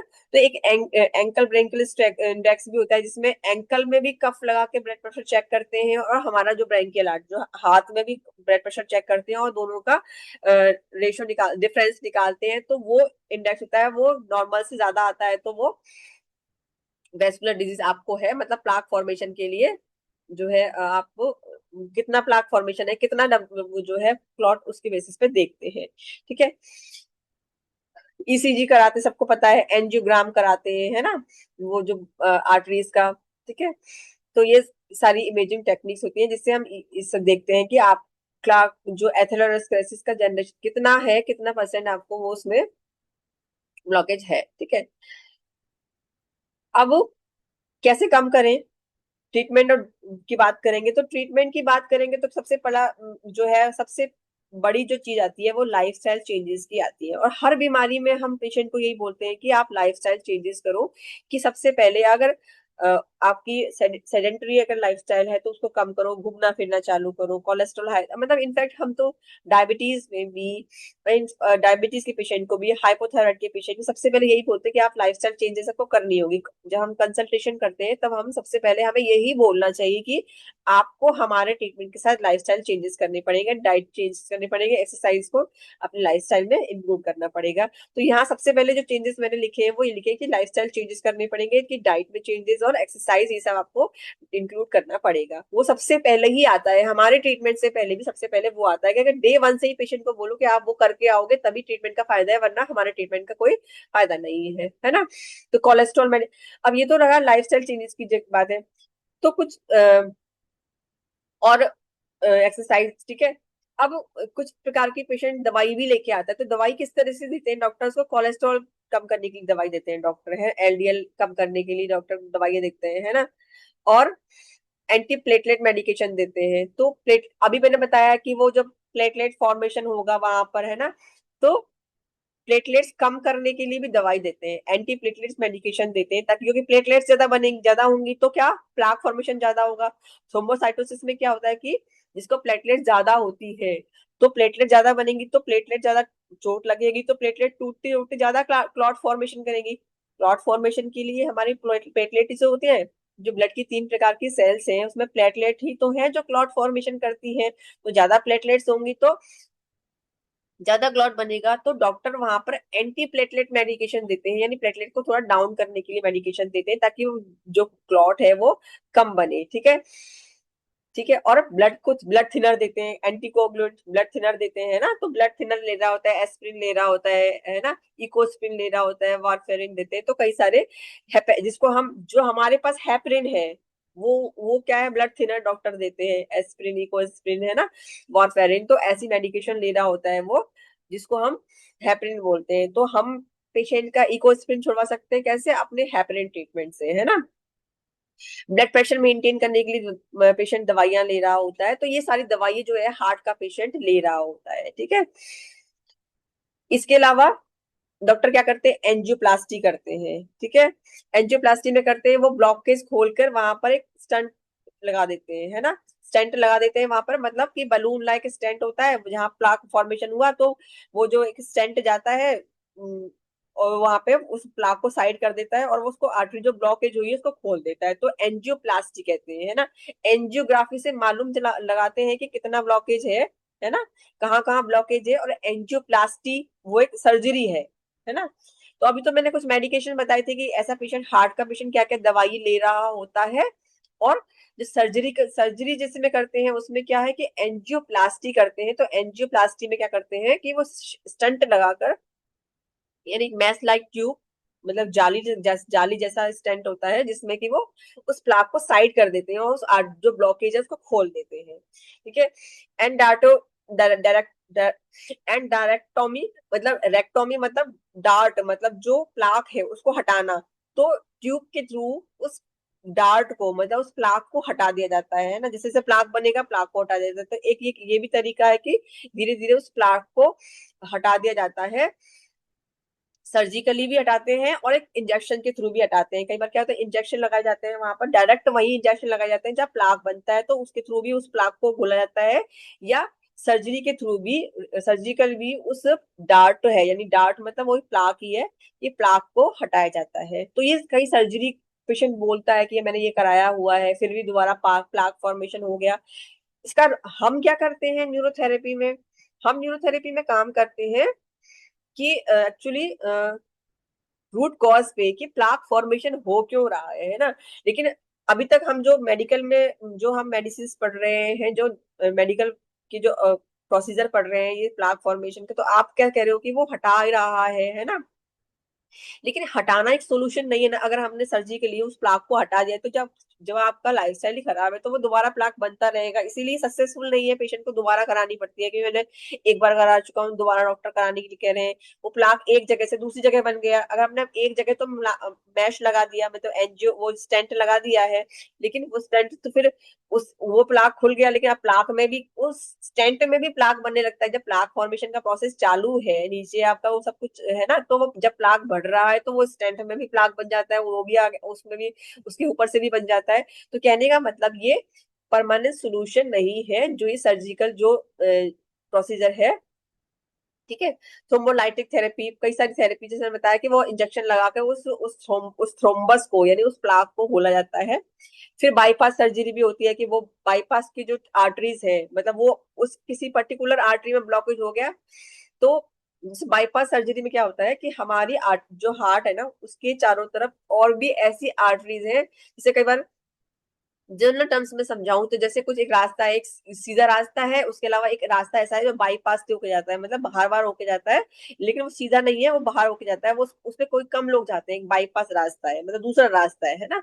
तो इसी प्रकार से हमारी हार्ट के आसपास भी बहुत सारी ऐसी आर्टरीज है जो बाईपास आर्टरी है, वो चालू नहीं है, मतलब उसमें डायरेक्ट रास्ता है हमारे जहाँ पे ब्लड फ्लो हो रहा है, लेकिन उसके अलावा कुछ ऐसी आर्टरीज भी है जो चालू नहीं है, बट अगर उस रास्ते, अगर ब्लड को उस रास्ते पे दौड़ा दिया जाता है जहां जहां पर ब्लड ऑलरेडी नहीं बह रहा होता है, पर वो आर्टरी एक्चुअली इसमें है ना।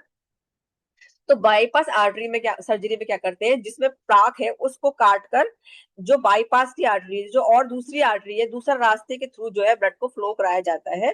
तो बाईपास आर्टरी जो है, बाईपास सर्जरी में पूरा ओपन हार्ट सर्जरी होती है, उसमें क्या होता है कि आसपास दूसरे रास्ते के थ्रू जो क्लॉट वाले रास्ता है उसको कट करके दूसरे रास्ते के थ्रू जो है ब्लड का फ्लो कर दिया जाता है।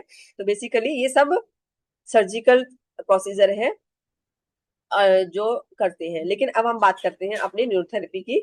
तो सबसे पहले हम पेशेंट को क्या बोलेंगे, न्यूरोथेरेपी हमारे वो तो आपको समझाने के लिए ही बताया था, ठीक है। अब हम बात करेंगे कि हम न्यूरोथेरेपी से कैसे ठीक कर सकते हैं एथेरोस्क्लेरोसिस को।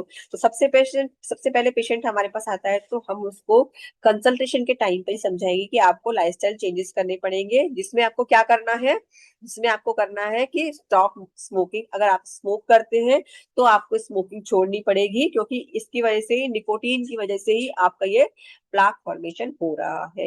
एक्सरसाइज आपको करनी पड़ेगी, हेल्दी डाइट आपको लेनी पड़ेगी। स्ट्रेस, स्ट्रेस की वजह से भी क्या होता है, स्ट्रेस बहुत बड़ा कारण है सारे लाइफस्टाइल डिसऑर्डर्स का, क्योंकि स्ट्रेस की वजह से, कॉर्टिसोल बढ़ने की वजह से क्या होता है कि फिर इंसुलिन रेजिस्टेंस होता है और ब्लड शुगर लेवल बढ़ता रहता है, कोलेस्ट्रॉल बढ़ता रहता है। तो बेसिकली आज जो हार्ट डिजीज, ये सारी प्रॉब्लम्स का जो हम रीजन मानते हैं वो लाइफस्टाइल डिजीजेस और स्ट्रेस है। तो स्ट्रेस मैनेजमेंट हमारी हर लाइफस्टाइल डिसऑर्डर में आना चाहिए। मतलब आपके पास अगर पेशेंट डायबिटिक्स आता है, या हार्ट पेशेंट आता है, या हाइपोथायराइड का आता है, तो इन सब में एक बहुत, इनफैक्ट फीमेल में पीसीओडी यूट्रस फाइब्रॉइड का भी जो पेशेंट आते हैं उसमें स्ट्रेस जो है पैथोजेनेसिस में एक बहुत बड़ा रोल प्ले करता है। तो आपको स्ट्रेस मैनेजमेंट के लिए भी पेशेंट को आपको सजेस्ट करना चाहिए कि आप स्ट्रेस मैनेजमेंट के लिए आप कुछ काम कीजिए। मतलब आप सुबह मॉर्निंग में चैंटिंग कीजिए, ओम चैंटिंग कीजिए, या आप मेडिटेशन कीजिए, या जो है ब्राह्मरी, जैसे मैं अपने पेशेंट्स को अधिकतर ब्राह्मरी करने के लिए बोलती हूँ। अब पेशेंट बोलते हैं कि ब्राह्मरी जब से स्टार्ट किया है बहुत रिलैक्सिंग लगता है, तो स्ट्रेस मैनेजमेंट के लिए ब्राह्मरी और ओम चैंटिंग मेडिटेशन आप करवा सकते हैं, ठीक है। तो ये सब चीजें जो है सबसे पहले ब्राह्मणी क्या होता है? ब्राह्मणी अगर आप गूगल सर्च करेंगे तो आपको मिल जाएगा, नहीं तो मैं भी आपको भेज दूंगी एक ग्रुप में वीडियो, भ्रामरी का जो हमिंग साउंड होती है, जो कान बंद करके आईज पे हाथ रख कर वो जो भंवरे जैसी भ्रामरी जो योगा में आता है ना, भंवरे जैसी मतलब हमिंग साउंड जो क्रिएट ओके होता ओके। है और अपने जो अंदर आती है। तो योगा का ही एक आसन है प्राणायाम का, तो भ्रामरी करने के लिए बोलते हैं, तो उससे बहुत माइंड रिलैक्सिंग के लिए बहुत ही अच्छी एक्सरसाइज मैं खुद भी करती हूँ और पेशेंट को भी सजेस्ट करती हूँ, जो स्ट्रेस मैनेजमेंट में हेल्प करते हैं। तो सबसे पहले हमारे ट्रीटमेंट से पहले ये सारी चीजें आनी चाहिए जो हमें पेशेंट को सजेस्ट करनी है ना, ठीक है, ये सारी चीजें वही रिपीट होती है। आगे हम बात ओके। करते हैं न्यूरोथेरेपी ट्रीटमेंट की। तो न्यूरोथेरेपी ट्रीटमेंट की बात करेंगे तो स्टार्ट कैसे हुआ है, जैसे मैंने बताया कि स्टार्ट हमारा बेसिक ट्रीटमेंट से स्टार्ट करते हैं। जैसे हमारे पास पेशेंट आया है तो हम पहले न्यूट्रलाइज नॉर्मल पेन पॉइंट के अकॉर्डिंग ट्रीटमेंट, तो बेसिक ट्रीटमेंट कुछ देंगे, है ना। अब स्टार्ट कैसे हुई है प्रॉब्लम, जैसे मैंने बताया कि मेटाबॉलिक डिसऑर्डर है, तो हम मेटाबॉलिक ट्रीटमेंट इसमें चलेगा। जैसे कि 10 पेन मेटाबॉलिज्म हमारे पास है, 2 पेन मेटाबॉलिक है, अगर डायबिटीज है या इस तरह के कोई इश्यूज हैं तो हम 10 पेन मेटाबॉलिज्म भी इसमें चला सकते हैं या 2 पेन मेटाबॉलिज्म चला सकते हैं, वो पेशेंट के अकॉर्डिंग दोनों ही मेटाबॉलिक ट्रीटमेंट है। तो ये मेटाबॉलिक ट्रीटमेंट भी चलना चाहिए, क्योंकि जब हमारे पास पेशेंट आएगा तो हम उसको एक महीने में तो ठीक नहीं कर देंगे, है ना, तो कम से कम 3 महीने तो लगेंगे, ठीक है। 3 महीने का टाइम हम ऐसे पेशेंट को बोलते हैं, लेकिन धीरे धीरे हम, क्योंकि इसमें फिर हमें मल्टीपल ट्रीटमेंट चलाने पड़ेंगे, तो कोई एक ट्रीटमेंट सेट नहीं है जो मैं आप लोगों को बता दूं, पर मैं बता रही हूँ कि कौन कौन से ट्रीटमेंट हमें यहाँ चलाने पड़ेंगे, ठीक है। तो मेटाबॉलिज्म ट्रीटमेंट 10 पेन और 2 पेन दोनों ही आपको चलाने पड़ेंगे, आप अकॉर्डिंगली चूज कर सकते हो। अभी क्या है कि प्रॉब्लम स्टार्ट कैसे हुई है कि इन्फ्लेमेशन से स्टार्ट हुई है, इंजरी हुई है, इन्फ्लेमेशन हुआ है, तो इंजरी से स्टार्ट हुए तो इंजरी भी देना पड़ेगा, क्योंकि पैथोजेनेसिस कैसे हुआ है, इसका स्टार्ट कैसे हुई है कि ये वो जब किसी भी वजह से, चाहे वो हाई कोलेस्ट्रॉल की वजह से, चाहे वो हाई ब्लड प्रेशर की वजह से, इंजरी तो इंटरनल अंदर वाली लेयर में हुई है ना, ब्लड वेसल्स में इंजरी तो हुई है, तो उसको हमें हील करना ही पड़ेगा, क्योंकि जो हो चुकी है इंजरी उसको हील करेंगे, और आगे के लिए ना हो उसके लिए, उसका लाइफस्टाइल चेंजेस के लिए बोला है, तो इंजरी ट्रीटमेंट भी हमें इस पेशेंट्स को चलाना चाहिए, ठीक है। तो इंजरी ट्रीटमेंट और इन्फ्लेमेशन है उसके लिए भी, तभी इनका सीआरपी ऐसा बढ़ा हुआ होता है, तो इन्फ्लेमेशन ट्रीटमेंट भी चलाना पड़ेगा आपको इसमें, ठीक है। ये रहा। और कोलेस्ट्रॉल को कम करने के लिए हमारे पास बहुत सारे ट्रीटमेंट है, तो जैसे 4 थायराइड 2, अगर वो भी अभी तक उसको, जैसे कई पेशेंट ऐसे भी होते होंगे जिनका कोलेस्ट्रॉल हाई है और उनको अभी सिम्टम नहीं आए हैं, वो हार्ट का पेशेंट नहीं बना है, मतलब अभी एथेरोस्क्लेरोसिस डेवलप नहीं हुआ है, पर वो कह रहा है कि मेरी फैमिली में है, मतलब मेरे को मेरी फैमिली में हार्ट के पेशेंट हैं, उनको सर्जरी हो चुकी है, बाईपास सर्जरी हो चुकी है, लेकिन अभी मेरा कोलेस्ट्रॉल हाई है, या पेशेंट आपके पास किसी और बीमारी के लिए आ रहा है, तो उसको अभी हार्ट का पेशेंट नहीं बनाया, तो उसके कोलेस्ट्रॉल को रिड्यूस करने के लिए बहुत ही बेहतरीन ट्रीटमेंट है जो मैं यूज करती हूँ, और कि कोलेस्ट्रॉल कम करने के लिए 4 thyroid 2 thyroid P heparin, then उसको आप रिपीट करोगे 3 से 5 मिनट के बाद, 4 थायराइड 2 थायराइड पी हेपरिन। अगर हार्ट का पेशेंट बन चुका है तो 4 थायराइड नहीं देते, तो हम 2 थायराइड यूज करते हैं, है ना। बट अगर पेशेंट अभी हार्ट का पेशेंट नहीं बना है, मतलब एथेरोस्क्लेरोसिस डेवलप नहीं हुआ है, बट वो रिस्क पे है क्योंकि फैमिली में है, कोलेस्ट्रॉल हाई हो गया है, आ गया है उसका लिपिड प्रोफाइल में, तो कोलेस्ट्रॉल कम करने के लिए बहुत अच्छा ट्रीटमेंट है, ठीक है। टू रिड्यूस कोलेस्ट्रॉल मैंने ट्रीटमेंट लिखा है यहाँ पर। अब इंजरी ट्रीटमेंट जो मैंने बताया, इसके अलावा हमारे पास ऑलरेडी एथेरोस्क्लेरोसिस के लिए जो ट्रीटमेंट है, जिसको हम एथेरो ट्रीटमेंट, कार्डियक ट्रीटमेंट या एंजाइना, तीनों के इसके तीनों ही सेम नाम है। तो वो ट्रीटमेंट जो हमारा स्टार्ट होता है 4 pendula clockwise T8 T1 T2, 10 pen 2 thyroid 1.11 to 2 जो मिडिल में देते हैं, और P heparin accordingly, P heparin A heparin, जैसे अगर एसिड म्यूकस जीरो में भी पेन है तो हम स्टार्टिंग में ATF देके हम इसको ए हेपरिन भी कर सकते हैं और पी हेपरिन, ठीक है।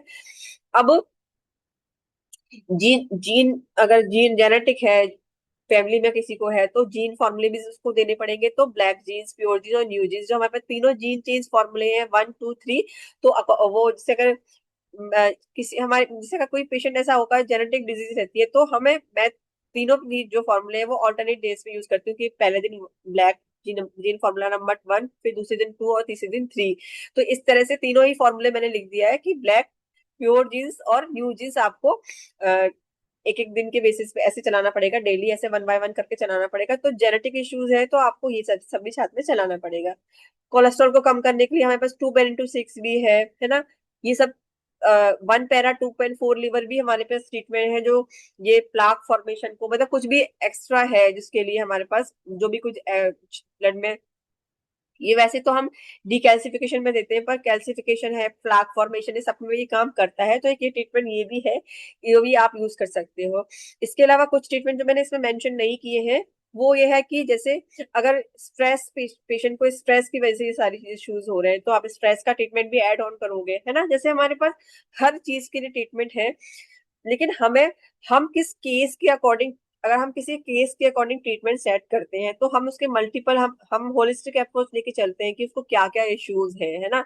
तो अगर पेशेंट को स्ट्रेस भी है और हाइपोथायराइड मतलब, और हम साथ में मेटाबॉलिक डिसऑर्डर है, तो हमें स्ट्रेस के लिए भी तो काम करना पड़ेगा, क्योंकि स्ट्रेस की वजह से वो बढ़ रहा है। तो स्ट्रेस के लिए जो हमारे पास ट्रीटमेंट है, जैसे कि सेरोटोनिन ट्रीटमेंट है, न्यूरोट्रांसमीटर है, तो बीच में आप वो भी एड ऑन करोगे, ठीक है।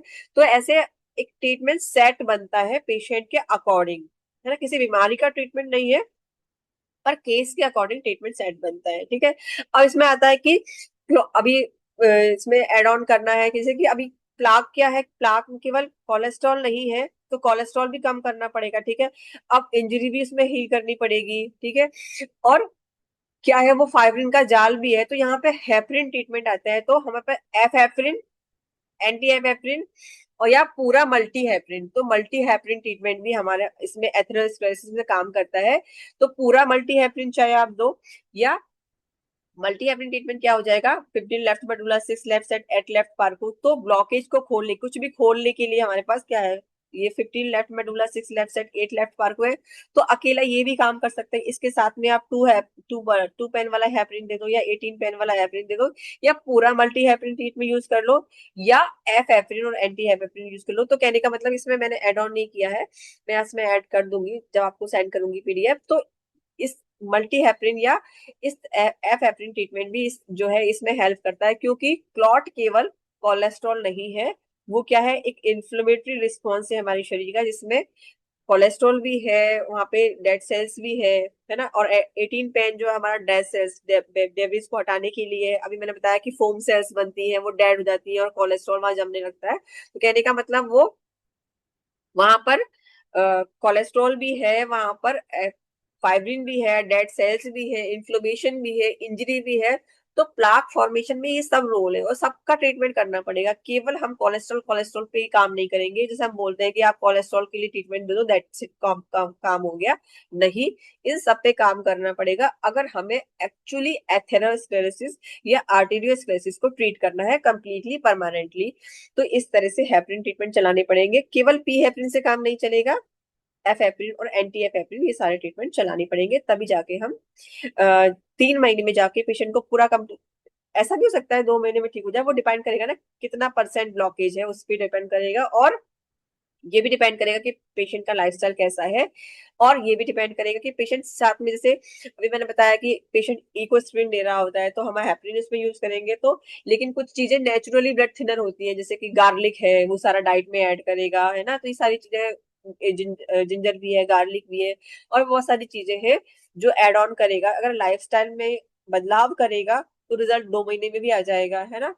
तो कहने का मतलब है कि ये सारे ट्रीटमेंट के साथ में और लाइफस्टाइल चेंजेस के साथ में हम 100% एथेरोस्क्लेरोसिस को ठीक कर सकते हैं। लेकिन जैसा बात कर रही थी मैं, कि जैसे कि जो नॉन मॉडिफाइबल मॉडिफाइड नहीं कर सकते, वो जो ऐसे वाले फैक्टर्स हैं, उसमें हमको थोड़ा सोचना पड़ेगा कि जैसे अगर एज के रिलेटेड हो रहा है, तो उसमें हम 100% की गारंटी नहीं दे सकते, क्योंकि एज के हिसाब से भी तो वो चेंजेस हो ही रहे हैं ना। तो वहां हम उसको रिलीफ दे सकते हैं, वहां हम उसको लाइफ इंप्रूव कर सकते हैं, लाइफ की जो क्वालिटी है वो इंप्रूव कर सकते हैं, जो सिम्टम्स में थोड़ा, सिम्टम्स में फर्क दिला सकते हैं। लेकिन जब अगर 60+ में आपके पास पेशेंट आ रहा है, मतलब 65-70 में आ रहा है, और आप बोल रहे हो कि नहीं, आपका हम एथेरोस्क्लेरोसिस 100% खत्म कर देंगे, आपको दोबारा कभी नहीं होगा, तो ऐसा हम क्लेम नहीं कर सकते, क्योंकि उसके एज के अकॉर्डिंग भी तो वो सब चीजें डेवलप हो रही है, इलास्टिसिटी कम हो रही है, हार्डनिंग हो रही है। बट हाँ, उसको जो जो सिम्टम में है, जो उसको डिस्कम्फर्ट हो रहा है, उसमें हम रिलीफ दिला सकते हैं। पर अगर यंग एज स्टेज में आता है हमारे पास पेशेंट, तो उसको हम परमानेंटली कर सकते हैं, क्योंकि उसमें अभी उसको जो परमानेंट हार्डनिंग में अभी टाइम है, ठीक है। तो ये सारी चीजें मैटर करती है, और हम क्योर कर सकते हैं न्यूरोथेरेपी से बहुत अच्छी तरह से एथेरोस्क्लेरोसिस को, आई थिंक आपको एथेरोस्क्लेरोसिस के बारे में जो चीजें हैं वो क्लियर हुई होंगी, और न्यूरोथेरेपी के रिस्पेक्ट में अगर देखा जाए तो हम किस हद तक कैसे और किस कैसे हम ट्रीट कर सकते हैं एथेरोस्क्लेरोसिस को, आपको ये समझ में आया होगा। अब आपको कोई डाउट हो, कोई क्वेरी हो, तो आप अ, पूछ सकते हैं वन बाय वन करके।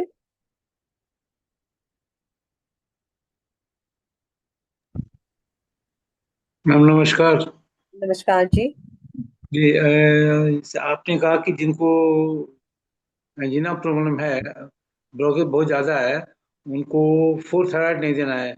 लेकिन वो फॉर्मूला में पढ़े थे कि कोलेस्ट्रॉल के लिए तो कि 10.2 thyroid, 10.4 thyroid, 1 point liver two हाँ, ट्रीटमेंट। नहीं, जिसको जो हार्ट का पेशेंट बन चुका है, जिसको एथेरोस्क्लेरोसिस हो चुका जी है ना, जो जिसको हार्ट की आर्टरीज में कोलेस्ट्रॉल डेवलप हो चुका है, एथेरोस्क्लेरोसिस हो चुका है, उसको हम कम देते हैं, उसको हम 4 थायराइड देते हैं, उसको हम 2 थायराइड देते हैं। लेकिन अगर अगर हार्ट में अभी कोई ब्लॉकेज नहीं आई है, लेकिन कोलेस्ट्रॉल ब्लड में ज्यादा है, ब्लड में भी तो लिपिड प्रोफाइल भी तो देखते हैं ना, कि लिपिड प्रोफाइल अगर ब्लड में ज्यादा है तो हम उसको 4 थायराइड 2 थायराइड पियाप्रिन देते हैं, तो दे सकते हैं।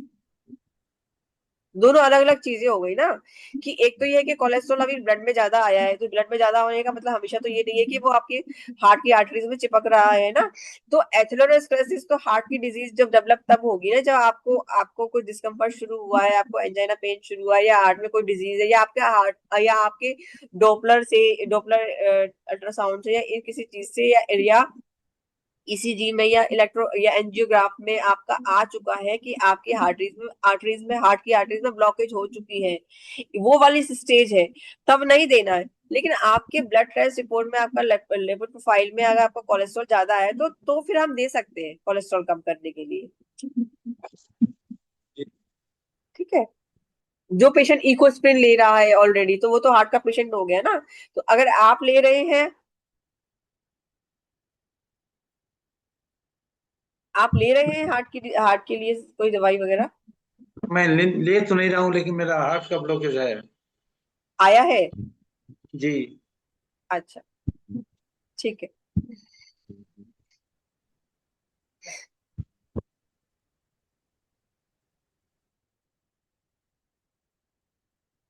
जय गुरु जी, मैम, जय नरोत्तम। किसी ने लिखा है कि आपकी आवाज बहुत धीरे आ रही थी, क्या मेरी आवाज धीरे आ रही थी? No no no. Ma'am. Madam ठीक है, ठीक है। नो अच्छा, मैम। ठीक है। मैम। जय गुरु हाँ जी, जय जी। नरोत्तम। हाँ जी। मैम जय। उदय सिंह बोल रहा हूँ। हेलो। हाँ जी, उदय सिंह जी। हाँ मैम, ऐसा है, पेशेंट है 65 ईयर, हाँ जी। को 2 बार तो हार्ट में स्टंट डल चुका है। हाँ। एक बार उसको जो है पैरालाइज भी हो गया था वो, और हम्म। पैरालाइज भी ठीक हो चुका है। और क्या नाम था, हार्ट के अंदर उसको क्या है, जब मैं लैक्टिक एसिड और एंजाइना ट्रीटमेंट देता हूँ मैं, तो हाँ जी। वो 4 किलोमीटर की मतलब सफर तय करता है। अगर उसको मैं छोड़ देता हूँ तो वो फिर 500 मीटर भी नहीं चल पाता। ये चीज आपने और पहले भी डिस्कस किया था ना, तब तब उस पर हाँ, किसी ट्रीटमेंट से फर्क नहीं पड़ा उनको, मल्टी हेपरिन वगैरह से भी? सब दे लिया मैंने, मल्टी एवरेज दे लिया, उससे भी कोई फर्क नहीं पड़ा, क्योंकि उनको जो एंजियोग्राफी हुई है उसमें बिल्कुल ठीक है वो। वहां एंजियोग्राफी तो में कोई, ठीक आ गया है? उसमें ठीक है। लेकिन हम्म। अगर उसको मैं ये ट्रीटमेंट देना बंद कर देता हूँ ना, तो आदमी चलना बंद कर देता है, चलता ही नहीं, बोले मेरे जी नहीं, दिल नहीं करता। अभी मैंने उसको क्या है, ऑक्सीजन और लैक्टिक एसिड और एंजाइना, हम्म। ये तीनों देता हूँ। तो 4 दिन के बाद में वो 4 किलोमीटर चलना शुरू कर दिया। अब डेली उसको यही देना पड़ता है, कोई बोलता है मेरे को यही देते रहो। तो क्या ऑक्सीजन मल्टी हेपरिन मल्टीविटामिन? ना, मल्टीविटामिन नहीं देता उसको मैं, ऑक्सीजन, लैक्टिक एसिड और एंजाइना। अच्छा। और हाँ, हफ्ते में 2 दिन उसको जो है ना, मैं 125 DCC देता हूँ, क्योंकि उसकी काफ मसल में बहुत ज्यादा पेन है। लेकिन जो अब डीप वेन थ्रोम्बोसिस का जो टेस्ट था, वो हम्म। अभी जरा डिले होगा। अ, अभी करवाना नहीं चाह रहा, क्योंकि यहाँ अपने पास होता नहीं है, तो वो बोल रहा है कि मैं गुड़गांव जाऊंगा तो तब कराऊंगा। वो उसका कम नहीं हो रहा। हाँ, वो डीवीटी की बात हुई थी ना, पहले भी बात हुई थी हाँ शायद, हाँ उसका डीवीटी हो तो हाँ वो भी एक इशू हाँ हो हाँ सकता है ना। हाँ। तो हाँ, तभी इतना इतना उसको चलने में इतनी प्रॉब्लम हो रही है और काफ मसल में इतना पेन है, तो डीवीटी भी हो सकता है ना। बहुत सारे रीजन हो सकते हैं, क्योंकि आप हेपरिन तो उसको चला रहे हैं ना। हाँ, हेपरिन तो चल रहा है। तो क्लॉटिंग वैसे तो एक्चुअली चलेगी, लेकिन डीप वेन में और भी क्लॉटिंग के अलावा भी वो सब चीजें भी है ना। डैमेज पूरा हो चुका है। इंजरी वगैरह चलाया है आपने उनको? इंजूरी चलाया मैंने, 6 महीने को मेरे को ट्रीटमेंट लेते, मैंने हाँ, वो इंजूरी भी पहले भी खूब चलाया, डिस्कस किया है हमने केस। मल्टी हेपरिन भी खूब चलाया है मैंने। और डाइजेशन पहले से अभी बहुत इम्प्रूव हो गया। अभी जो है ना, पेट साफ इजीली हो जाता है दिन में 2 बार। और क्या नाम था, पहले वो साइकिल पे नहीं चलता था, अभी साइकिल पे चलने लग गया। हम्म। तो प्रोग्रेस तो बहुत है, लेकिन हमने एक चीज ये देखी, अभी मैं 9 तारीख को उसको फिर ब्रेक दूंगा, ब्रेक 9 से लेकर 20 खड़ा करो तक आप ब्रेक मेरे दूंगा। मुंह पर। हेलो। ये हेलो। अब सभी लोग आप प्लीज म्यूट कर लीजिए, जो बात कर रहे हैं केवल वो अनम्यूट करेंगे तो अच्छी तरह समझ पाएंगे हम आवाज को। हेलो। सभी लोग म्यूट कर लीजिए। उदय सिंह जी आप अनम्यूट रहिए। हाँ जी। हाँ मैम, जैसे अभी मैं उसको जो है ब्रेक देने वाला हूँ 9 से लेकर के 20 तारीख तक। हाँ जी। तो मैं फिर देखूंगा कि वो क्या पोजीशन है उसकी। 2 बार पहले मैंने करके देख लिया, तो पोजीशन उसकी डाउन होगी। डाउन जाती है, हाँ। हाँ, लेकिन ठीक है। दोबारा फिर उसको। देखो बहुत सारे और लेकिन भी इशू हो सकते हैं अब, क्योंकि क्या है ना कि जैसा भी अब जेनेटिक का रीजन है, अब उसका कोलेस्ट्रॉल ही बढ़, कोलेस्ट्रॉल सही, उसको लिपिड प्रोफाइल ठीक आता है, नहीं, सारी चीज टेस्ट करा ली, बिल्कुल नॉर्मल है। सही आती है ना। उसको हाँ, काफ मसल स्टिफनेस ही हो रही है केवल। बस बस वही स्टिफनेस। काफ मसल स्टिफनेस, और डाइजेशन भी आप कह रहे हो सुधर गया उसका। हाँ तो अब डीवीटी ही बचता है। एक बार देखिए कि डीवीटी जो डीप वेन में ही थ्रोम्बोसिस ना हो, कि वो पूरी काफ मसल में ही थ्रोम्बोसिस ना हो, वही सब चीजें देख के एक हाँ। बार और ट्रीटमेंट कर देखना पड़ता है। या उसको ये भी चेक करवाएं कि आप पूरा ये देखो कि अभी आपको जो है ना, ग्लूकोज कितना परसेंट है अभी पूरी हाँ बॉडी में। हाँ हाँ। उसके उसका भी सांस करवाएं। वास तो नहीं चढ़, उसके सांस नहीं चढ़ती, लेकिन वो चल चल नहीं पाता है ना। हाँ, वो एकदम ब्लॉक हो जाता है एकदम। एकदम लॉक होता है, उसकी सांस नहीं हाँ चढ़ती, क्योंकि अगर हार्ट ना, मसल्स में अगर ब्लॉकेज है तो उसको सांस भी तो चढ़नी चाहिए ना। नहीं सांस नहीं चढ़ती, वो तो बोलते मेरे हाँ। से चला ही नहीं जाता आगे। अच्छा, एक चीज मैम उसको नई देखने को मिली मेरे को। हम्म। जी, उसका जो है ना, क्या नाम, मुंह से सांस लेना शुरू कर देता है, नोज से नहीं। तो उसका रेस्पिरेटरी का कोई इशू तो नहीं है कुछ, उसका लंग्स का कोई इशू हो? पहले तो मैम कोई चीज ऐसी आई नहीं थी, लेकिन अभी मैंने एक दिन में उसके साथ जो है 2 बजे उसके साथ लग गया था, क्योंकि वो मेरे को बोला कि 2 बजे के बाद मेरे को ये प्रॉब्लम शुरू होती है। तो मैं 2 बजे उसको अपने पास बुला लिया, फिर हम दोनों इकट्ठे घूमने निकले। हाँ हाँ। तो वो बोला भाई ये 3 बज गए, मेरे से अभी चला नहीं जा रहा। फिर मैं उसको बोला आप सांस लो, कैसे ले रहे हो। सांस देखा तो उसका मुंह खुल गया सांस लेने के लिए, तो मुंह भाई से ही उसको सांस ले।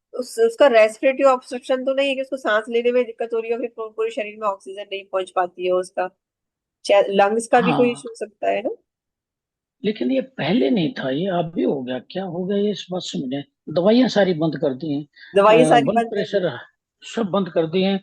ब्लड प्रेशर हाई हो गया था, वो नॉर्मल हो चुका है। जो लेकिन ये एक लंग्स, एक नई बार नई लंग्स का प्रॉब्लम। भी उसका डायग्नोस कराओ। वो जो जो लंग्स का भी मतलब कंजेशन तो नहीं है उसमें, लंग जो हार्ट की वजह से ना, लंग हार्ट ठीक हो गया आपने ट्रीटमेंट देने से, लेकिन हमने लंग्स की तरफ नहीं देखा, तो लंग्स में भी न्यूमोनिक जैसे सिम्टम जो है, वो कंजेशन जो है, हो सकता है कि धीरे हाँ, धीरे जब सांस लेता है तो कंजेशन की वजह से उसका सांस लेना बंद हो जाता है, और नाक से और वो मुंह से लेता हो, तो एक वो वाली तरफ से भी हमें देखना पड़ेगा कि भाई लंग्स का कोई इशू तो नहीं है। और वो स्मोक हाँ। करता था क्या? सिगरेट वगैरह पीता था क्या? लंच प्लस शोल्डर दे दें इसको। हाँ, वो भी दे सकते हो। मैं पूछ रही हूँ कि वो सिगरेट वगैरह पीता था पहले कभी? है।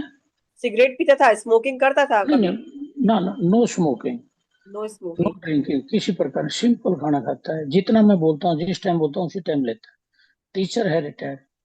तो एक बार हम ये लंग्स का एक बार आप उसका करवा के देखो टेस्ट, है ना, पीएफटी करवा के देख लो, पल्मोनरी फंक्शन टेस्ट एक बार हो सकता है, क्योंकि कई बार केसेस में क्या होता है कि बहुत डायग्नोस हमें करते करते बहुत थोड़ा लेट हो जाते हैं, लेकिन जब डायग्नोस प्रॉपर हो जाता है तो फिर ट्रीटमेंट अच्छे से हो जाता है। तो एक बार पल्मोनरी फंक्शन टेस्ट पीएफटी भी करवा के देख लो उसका एक बार, जब करवा ही रहे तो वो इतना सब कुछ करवा रहे तो। ना ना, टेस्ट करवाने के लिए वो मना नहीं करते, पीएफटी हाँ, करवा दो।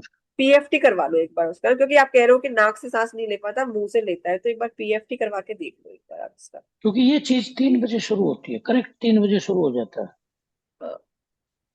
ईएसआर 3 वगैरह से उसका लेकर सब ठीक है? 3 से लेकर 9 बजे तक जो है ना ऐसी प्रॉब्लम रहती है, उसके बाद फिर ठीक हो जाता है। उसका ईएसआर वगैरह ठीक है? बिल्कुल ठीक है, सारी चीज तो सब रिपोर्टेड चीज ठीक नॉर्मल आ है, गई 2 है ना? बार चेक है। हाँ तो बस ठीक है, एक बार डीवीटी वाला करवा लो एक बार, हो सकता है डाउट इस तरह से हो, या और एक बार पीएफटी करवा लो, ये दोनों चीज करवा लो तो मेरे को लगता है कि हम इस सही डायग्नोसिस पे पहुंच जाएंगे, क्योंकि सब कुछ तो ठीक आ ही गया उसका, ये चीजें और देख लेते हैं एक बार। ठीक ठीक है। ठीक है हाँ। ओके मैडम ओके मैं मैम, थैंक यू थैंक हाँ जी। मैडम मैं दो कुछ बोल सकता, राहुल बोल रहा हूँ लुधियाना से। हाँ जी। मैडम मैडम सर ने जितनी भी ट्रीटमेंट दी है ना वो तो बिल्कुल ठीक है। मैडम मेरे को लगता है कि ये ट्रीटमेंट सारी ना हैवी ट्रीटमेंट्स हैं, डिपॉजिट की ट्रीटमेंट बड़ी कम है इसमें। नहीं नहीं, patient actually I think age ज्यादा हो गई ना उनकी, रिटायर्ड पर्सन है। ये केस जो है ये काफी पुराना, जैसे 6 महीने से ट्रीटमेंट कर रहे हैं ना ये, तो इन्होंने बीच बीच में डिपॉजिट ट्रीटमेंट भी दिए हैं, ऐसा नहीं है कि नहीं सारे सर। साथ विड्रॉल वाले दिए हैं, नहीं बीच बीच सर, में। डिपॉजिट डिपॉजिट का राहुल मुझे, मैं हाँ डेली देता हूँ उसको। हाँ हाँ हाँ, दे रहे हैं? दे रहे हैं। फास्ट एज अच्छा ए चलो नॉर्मल, ठीक है। जो 1 पॉइंट हाँ लीवर, ये मेरा डेली का है। इसीलिए डेली मैंने दे इनको रहे हैं, बोला नहीं ठीक। इस चीज के लिए, क्योंकि ये ठीक है। कई बार डिस्कस कर चुके हैं हम इस केस को, तो ये बीच बीच में विड्रॉल ओके ओके। के साथ साथ डिपॉजिट ट्रीटमेंट भी उनको दे रहे हैं। और ठीक है मैडम, थैंक यू जी, थैंक यू। वेलकम। हाँ जी। हाँ जी, मानवी बोल रहे थे आप, मानवी?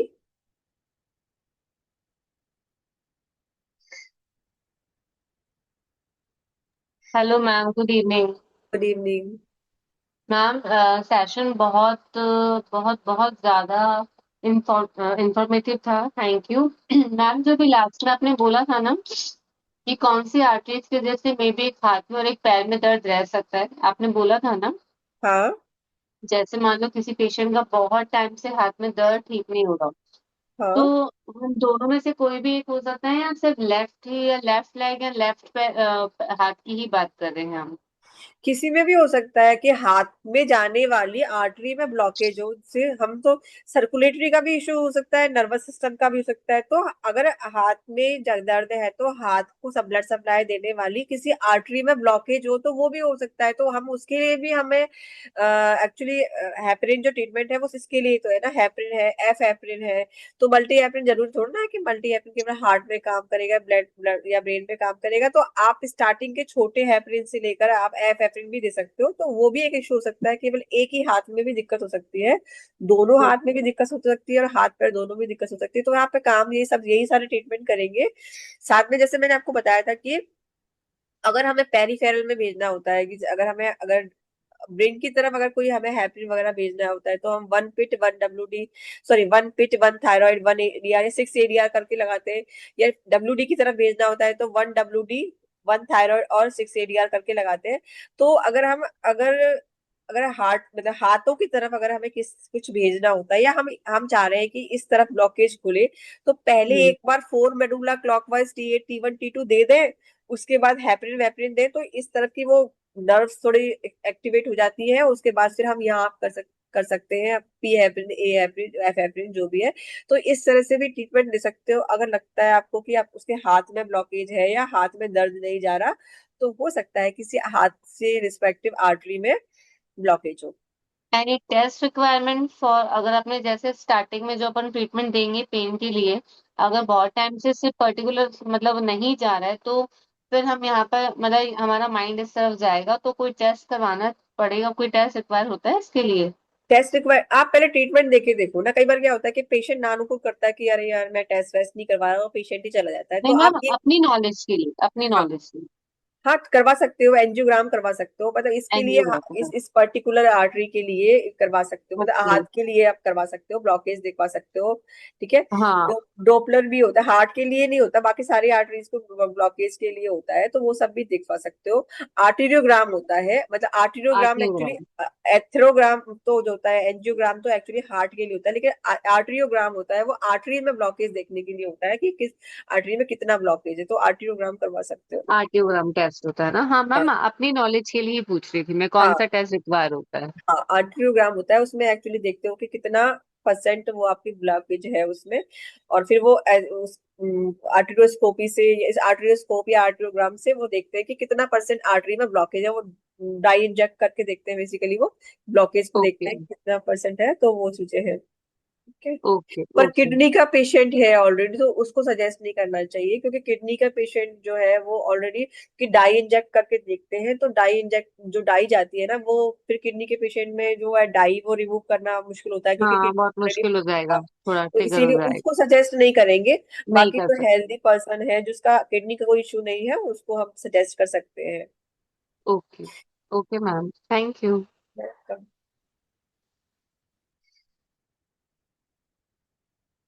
हाँ जी, किसी का कोई और डाउट या कोई कोई इससे रिलेटेड कोई अपना एक्सपीरियंस शेयर करना चाहता है या डाउट है, वो दोनों ही आप अनम्यूट कर सकते हैं। नमस्ते मैम। नमस्ते।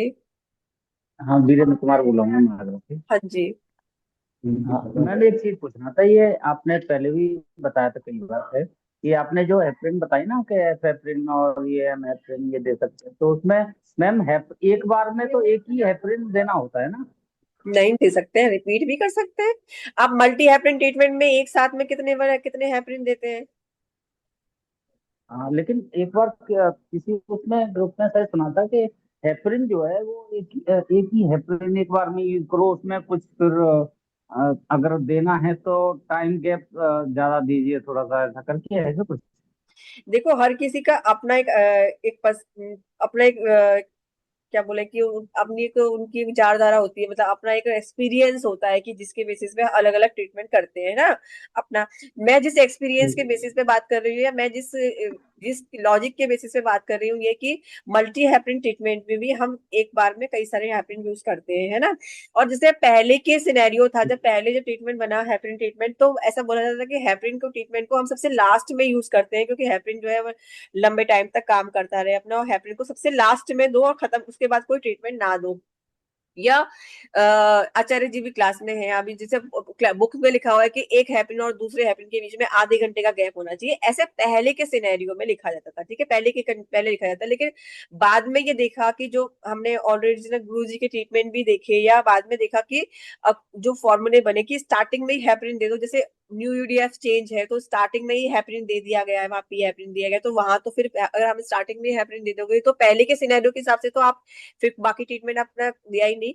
तो अभी अब जो लेटेस्ट जो रिसर्च है, या मैं बोलूँ कि अपडेटेड नॉलेज मेरी जो है, उसके हिसाब से आप हेपरिन जो है कहीं भी दे सकते हो ट्रीटमेंट के बीच में, या स्टार्टिंग में दोगे तो और अच्छा काम करेगा, क्योंकि हम ब्लड सर्कुलेशन को बढ़ा रहे हैं। सेकेंड, दूसरी बात ये है कि आप मल्टीपल हेपरिन भी यूज कर सकते हो, ठीक है।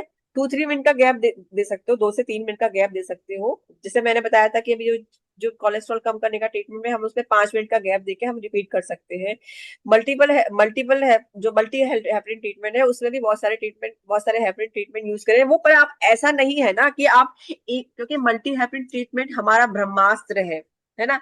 तो आप कभी भी किसी को ब्रह्मास्त्र स्टार्टिंग में नहीं चलाओगे ना, तो स्टार्टिंग में आप एक दो हेपरिन से यूज करोगे, तो स्टार्टिंग आप पी हेपरिन से करो, रिस्पेक्ट ए एसिड बढ़ा हुआ है तो ए हेपरिन से करो। कभी एफ एफेफ्रिन भी दे सकते हो 2 से 5 मिनट, 3 से 5 मिनट के गैप पर अगर जरूरत लगता है उस सबसे नहीं जा रहा है, और कभी कभी वीक में मल्टी हेपरिन यूज कर सकते हो, जिसमें हम हर ट्रीटमेंट के बीच में 1 मिनट का गैप देते हैं, तो हम यूज कर सकते हैं, ठीक है। जी। हाँ मैम, एक सवाल और था। मैम, आज जो है मैं एक क्वेरी डाली थी आपके उस पर कि हाँ, एक लेडीज पेशेंट है, एक 52 मैं देख ईयर्स के की, बताती तो हूँ उनको। एक्चुअली। मैं देख के बताती हूँ एक्चुअली। मैं पिछले एक वीक से काफी बिजी हूँ, क्योंकि मेरे पास जो थेरेपिस्ट था वो नहीं है, वो चला गया है, और दूसरा थेरेपिस्ट मुझे 8 तारीख को ज्वाइन करेगा। तो पिछले वीक से मैं सेंटर पे अकेली हूँ, और 9 बजे से लेकर 7, 7:30 तक मैं सेंटर अकेले ही संभालू सारे पेशेंट, और फिर घर पे आके फिर रेगुलर क्लासेस रहती है, तो थोड़ा हेक्टिक हो रहा है मेरे साथ में। तो संडे को भी बहुत सारे काम रहते हैं, है ना, बीइंग अ लेडी आप समझ सकते हैं, दिवाली का काम चल रहा है, शॉपिंग वॉपिंग भी चल रही है, तो थोड़ा व्यस्त हो रही हूँ, इसी वजह से रिप्लाई नहीं कर पा रही हूँ। जैसे ही समय मिलता है मैं आप लोगों को उस पर रिवर्ट करती हूँ, ठीक है। जी, ठीक है। नहीं समझ गए थे मैम इसको कि आप काफी बिजी होंगे इसलिए देख हाँ, नहीं पाए। थोड़ा नहीं, एक्चुअली क्या है ना, वो जब सेंटर पे कोई सपोर्ट मिलता है, मैं थेरेपिस्ट होता है, तो मैं वो टाइम पे रहती हूँ, तो जिस टाइम पे मैं सबको रिप्लाई करती हूँ, पर अभी क्या है कि मुझे ही ट्रीटमेंट देना पड़ रहा है, तो जितने भी पेशेंट हैं मेरे, तो वो सारे पेशेंट को मुझे अकेला ही ट्रीटमेंट देना पड़ रहा है, मैनेज करना पड़ रहा है, कई पेशेंट को मना भी करना पड़ता है क्योंकि अकेले मैनेज नहीं कर पा रही हूँ। तो इसी वो अचानक से ही उस थेरेपिस्ट को निकालना पड़ा किसी वजह से। तो अभी वो नया थेरेपिस्ट जब मेरे पास आएगा 8 तारीख से, तो फिर मैं सबका पहले की तरह से रिस्पॉन्स करूंगी। ठीक है, आई होप ये आप समझ सकते हैं थोड़ी सी इशू है। सेंटर कहाँ पे है आपका? मेरा थैंक यू। सेंटर गाजियाबाद में है। Okay okay okay. नमस्ते मैम। नमस्ते थैंक यू मैम। मैं असम से बोल रहा हूँ, डोम्बोरो डिहिंगिया। जी। मेरा पिताजी का लास्ट 3 इयर्स से वो हार्ट का पेशेंट है। वो लास्ट अप्रैल में थोड़ा तकलीफ उसका बढ़ गया था, तो मेडिकल में एडमिट करना पड़ा। बाद में एंजियोग्राफी करने के बाद उसका हार्ट में ब्लॉकस निकला, तो 99% और 50% ऐसे निकला आर्टरी में। और मैंने अजय गांधी सर के साथ बात करके ट्रीटमेंट सर ने दिया था। अभी वो 4 मंथ्स हो गया दिया हुआ। अभी मैंने आपने बोला था मानवी मैम को, वो जो एंजियोग्राम करने के लिए, उसके हाँ, अलावा दूसरा कोई टेस्ट है क्या जो हम उसके करके मतलब पता चले कितना % रिकवरी है हुआ है? उसके लिए सारे टेस्ट मैंने अभी स्टार्टिंग में बताया ना, ये सब करवा सकते हो। उसके देख डॉपलर है, डॉपलर के बेसिस पे कितना है, या एंजियोग्राफ या एंजियो ये सब करवा के भी डॉक्टर डायग्नोस कर सकते हैं कि कितना % जो है ब्लॉकेज है। इसी के बेसिस पे तो देखते हैं वो सारी चीजें ना। जी मैम, और एक बात पूछना था। जब उसका मतलब ब्लड टेस्ट किया था, तो हार्ट में तो ब्लॉकेज निकला था, लेकिन ब्लड में कोलेस्ट्रॉल का जो था वो तो नॉर्मल था रेंज। हाँ, ब्लड में नॉर्मल आ गया था, लेकिन एक्चुअली एक्चुअली वो दवा चला देते हैं ना, दवाई चला देते हैं कोलेस्ट्रॉल कम करने के लिए। तो ऐसे अक्सर पेशेंट में क्या होता है, कोलेस्ट्रॉल नॉर्मल होता है। आप देखिए हार्ट के पेशेंट, जो एक्चुअल हार्ट का पेशेंट है, जो कोलेस्ट्रॉल के लिए दवाई दे रहा होता है, मतलब एंटी ये जो हेपरिन ले रहा होता है, मतलब हाँ। लाइक वारफेरिन या इकोस्प्रिन वगैरह ले रहा होता है, उसका कोलेस्ट्रॉल कभी जी। बढ़ा नहीं आता है वो, क्योंकि वो कोलेस्ट्रॉल मेंटेन करने के लिए दवाई ले रहा है। तो वो, और जी। जब हॉस्पिटल में एडमिट करते हैं तो तभी वो इंजेक्शन में ये सारी चीजें देते हैं, तो कोलेस्ट्रॉल लेवल उनका डाउन हो जाता है, तो क्योंकि उसमें नहीं आता है। लेकिन वो ब्लॉकेज जो हार्ट में हो चुकी है, अब उसके लिए हमें करना है। तो अगर पेशेंट का लाइफस्टाइल थोड़ा अच्छा है, लाइफस्टाइल मेंटेन कर रहा है, तो कोलेस्ट्रॉल अब जो पहले बढ़ा था, वो प्लाक डेवलप कर दिया, वो तो कर दिया, ठीक है। अब जी। अगर उसका लाइफस्टाइल ठीक है, तो अब हम ये भी मानते हैं कि लाइफस्टाइल ठीक है और ऑलरेडी मेडिसिन ले रहा है, तो अब वो बनेगा नहीं। तो हम उसको दवाइयां छुड़वाए ना। जैसे हम क्या करते हैं कि दवाइयां ले रहा है पेशेंट और हम ट्रीटमेंट देते चले जाएंगे, तो वो कोई सोल्यूशन नहीं है ना, क्योंकि पेशेंट दवाई ले रहा है। तो हमें हमें करना क्या है कि पेशेंट को डायबिटीज जो दवाइयों से फ्री करना है। हम पेशेंट जी। को जो लॉस हो चुका है, हमारा ट्रीटमेंट किस तरह काम करता है, या मैं बोलूँ तो मैं किस तरह से काम करती हूँ, तो कि न्यूरोथेरेपी के थ्रू, है ना, कि जो जी। ऑलरेडी जो इंजरी जो लॉस उसको हो चुका है, बीमारी एज ए बीमारी के रूप में, हमें वो ठीक करना है और आगे बीमारी ना हो। तो लाइफस्टाइल चेंजेस करवाने पड़ेंगे, और जो प्लाक बन गया है उस प्लाक फॉर्मेशन के लिए मैंने आपको बताया, ये सारे ट्रीटमेंट हमें देने पड़ेंगे। जो प्लाक जी। फॉर्म हो चुका है, और अब जो दवाई ले रहा है उसके लिए भी तो हमें दवाई, उसके लिए भी तो ट्रीटमेंट देना है कि ताकि वो दवाई छोड़े। तो ऑलरेडी वो दवाई ले रहा है, जैसे कि ये सब इकोस्प्रिन या जो दवाई ले रहा है, वो छुड़वाएंगे तो हम उसको पीएपीन देके वो छुड़वाएंगे, तभी तो छुड़वाएंगे। और मैंने छुड़वाया है, मैं अपने हार्ट के पेशेंट्स को, जो 85 एज के पेशेंट्स के भी ऑलमोस्ट सारी दवाइयां मैंने छुड़ उसका इकोस्प्रिन छुड़वाया। मेरे पेशेंट ने छोड़ा ये सब की वजह से, कि मैंने उसको बोला कि आप ये गार्लिक वगैरह, फर्मेंटेड गार्लिक लेना शुरू करो, और ये पी हेपरिन उसको सिखाया। ये सब करके जी। पेशेंट 85 एज के पेशेंट को भी मैंने सारी मेडिसिन, हार्ट की मेडिसिन छुड़वाई है। वो कब हो कि धीरे धीरे सपोर्ट देते जाए ट्रीटमेंट का, और दवाइयां छुड़वाते जाए, और पेशेंट हमारे पास से जब जाए तो वो 100% विदाउट मेडिसिन पे हो, सपोर्ट पे हो, और वो जो बीमारी उसको हुई है वो ठीक हो, तो हमारा एक्चुअल ट्रीटमेंट हुआ ना। तो आपको मैं यही बोल रही हूँ कि उसका उनका कोलेस्ट्रॉल अभी हाई नहीं आ रहा है, क्योंकि वो जी। दवाई ले रहे हैं।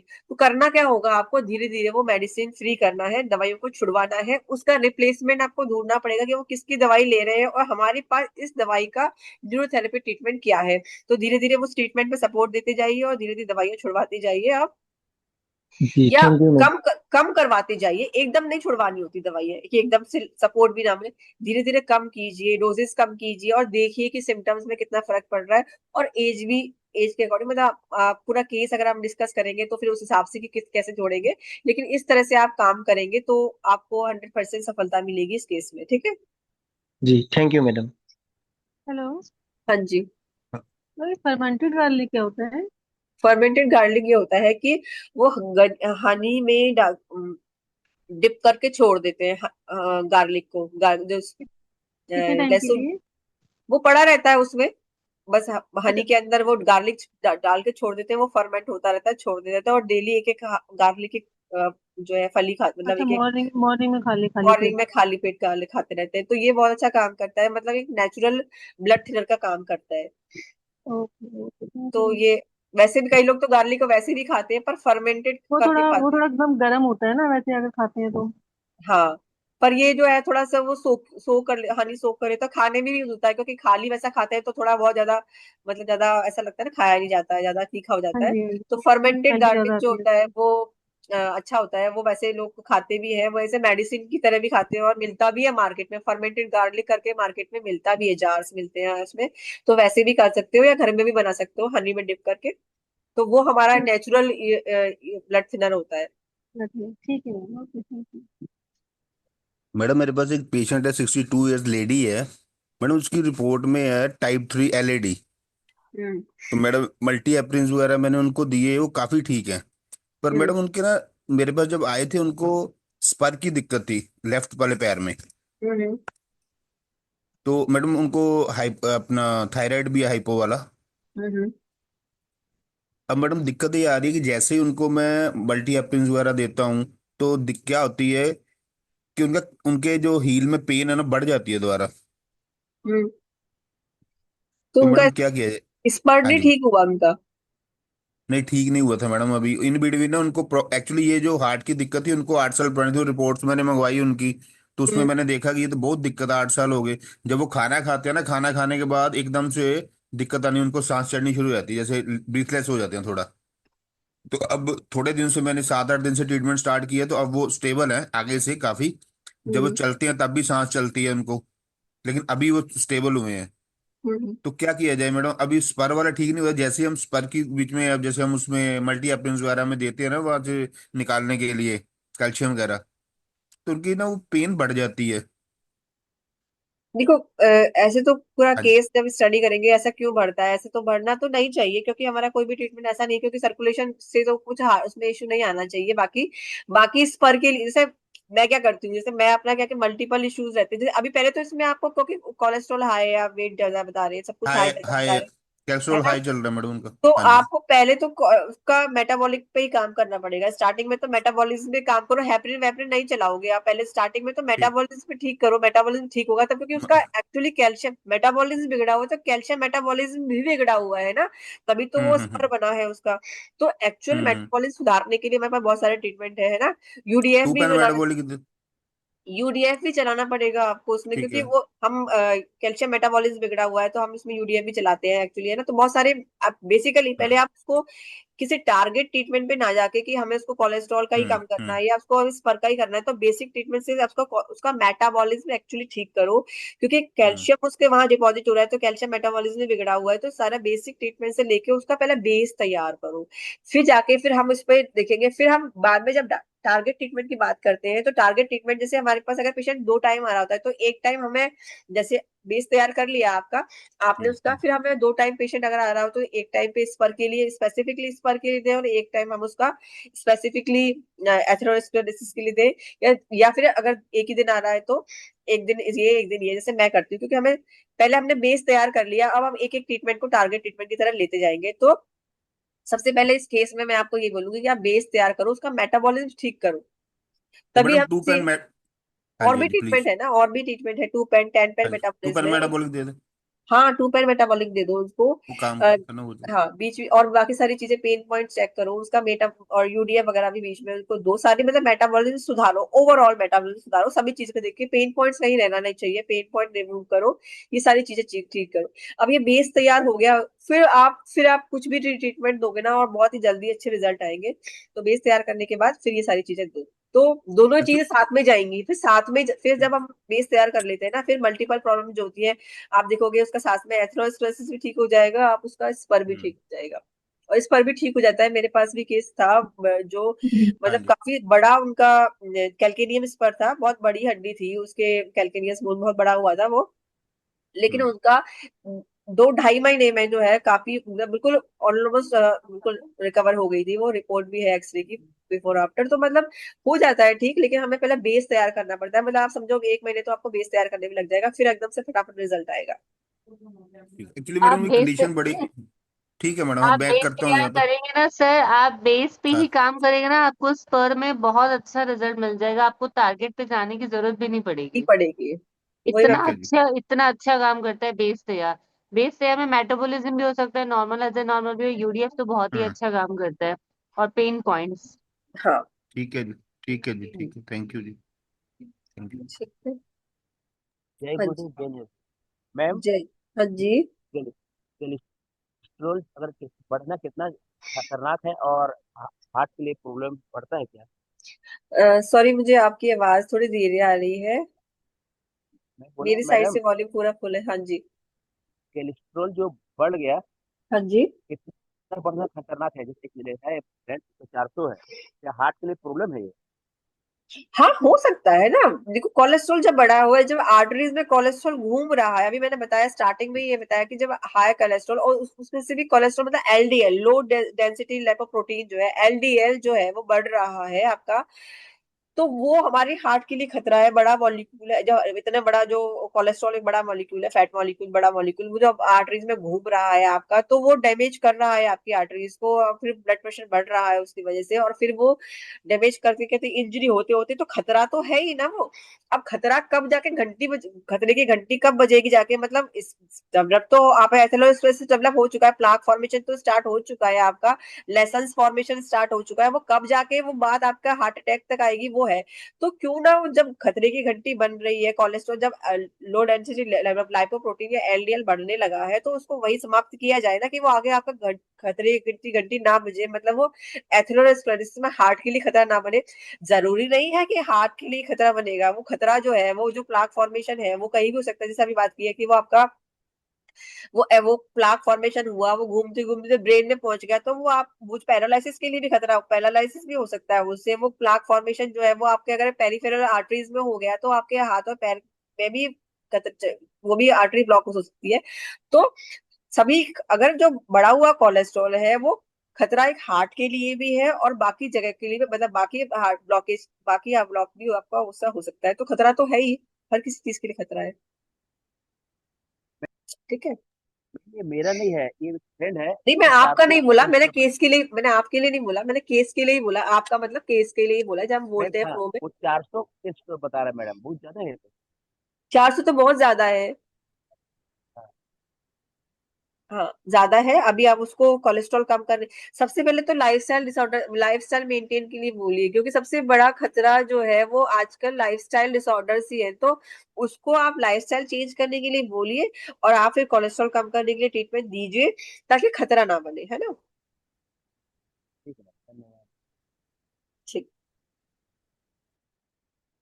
मैडम हमेशा ना ब्लॉकेज नहीं होती है, वो हार्ट एनलार्ज हो जाता है, उससे भी प्रॉब्लम्स होती हैं। हाँ, वो सेम चीज है ना, वो ब्लड सप्लाई को पूरा करने के लिए वो एनलार्जमेंट हो जाती है, सेम चीज यही है ना। तो हम ये प्रॉब्लम कुछ भी है, लेकिन जनरेट तो इसी से हुई है ना। अब हम पढ़ेंगे जो है आगे चीजें, जो जब ब्लड जब आपूर्ति पूरी नहीं हो पा रही है, तब उसको पूरा करने के लिए साइज में बढ़ गया है, वो एनलार्जमेंट भी वो भी है, कार्डियोमेगेली जो है ना। जब हम रिपोर्ट देखते हैं, जब एलएफटी देखते हैं, तो एलएफटी में एसजीपीटी एसजीओटी देखते हैं, तो एसजीओटी बढ़ा हुआ है, तो इसका मतलब वो है हार्ट एनलार्जमेंट है, मतलब खतरा तो जो लिवर की गड़बड़ी से, जो कोलेस्ट्रॉल बढ़ने से, या किसी भी गड़बड़ी से, जब लिवर सपोर्ट नहीं कर पा रहा है, या और भी जो खतरा जब बढ़ता है, तब जो है हार्ट एनलार्जमेंट, कार्डियोमेगेली हो जाती है। तो खतरा तो बहुत सारे, हार्ट हम सारी बीमारियां पढ़ेंगे, लेकिन इसमें ये हम अभी एथेरोस्क्लेरोसिस पढ़ रहे थे, तो ये इसलिए बताया कि हमेशा ब्लॉकेज नहीं होता है, खतरा तो और भी कुछ, और भी बहुत सारा होता है हार्ट को। ठीक है। ये सारी चीजें होती है, बट लाइफस्टाइल डिसऑर्डर ही अपने आप में खतरा है। मतलब मैं बोल रही हूँ कि अगर कोलेस्ट्रॉल बढ़ने लगा, अगर हमें सबसे पहले हम ब्लड टेस्ट रिपोर्ट ही तो देखते हैं ना किसी पेशेंट की, तो हमें पेशेंट की ब्लड टेस्ट रिपोर्ट जो देखकर ना, केवल सबसे पहले हमने डायग्नोसिस में ब्लड टेस्ट ही लिखा है, क्योंकि उसका सीबीसी सीबीसी पढ़ना सिखाया था मैंने, कि सीबीसी से भी हम पेशेंट की ईच एंड एवरी बीमारी जो उसको क्या हो सकती है या क्या है, मैंने बताया था कि हम सीबीसी से ही हम बीटा थैलेसीमिया भी देख सकते हैं, सीबीसी से हम उसको हार्ट डिसऑर्डर्स भी देखते हैं, सीबीसी से हम उसको कोई बड़ा कैंसर भी है वो भी देख सकते हैं।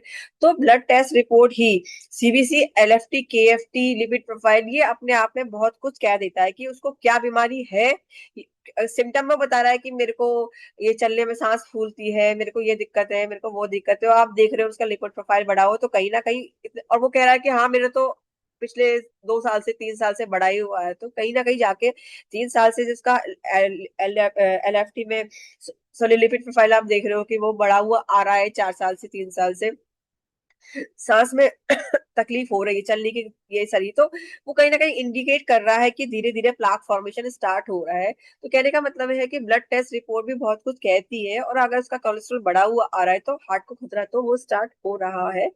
ठीक है, तो ये सारी चीजें हैं। तो आई होप कि सभी के क्वेश्चंस खत्म हो गए होंगे। अभी भी किसी का कोई डाउट बचता है? Thank you madam. हाँ जी, थैंक यू। ठीक है, तो क्लास खत्म करें आज की क्या पे?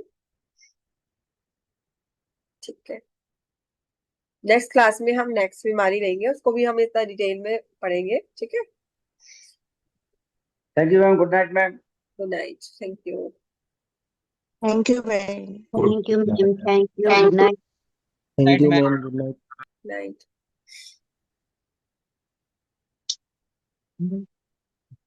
Thank you.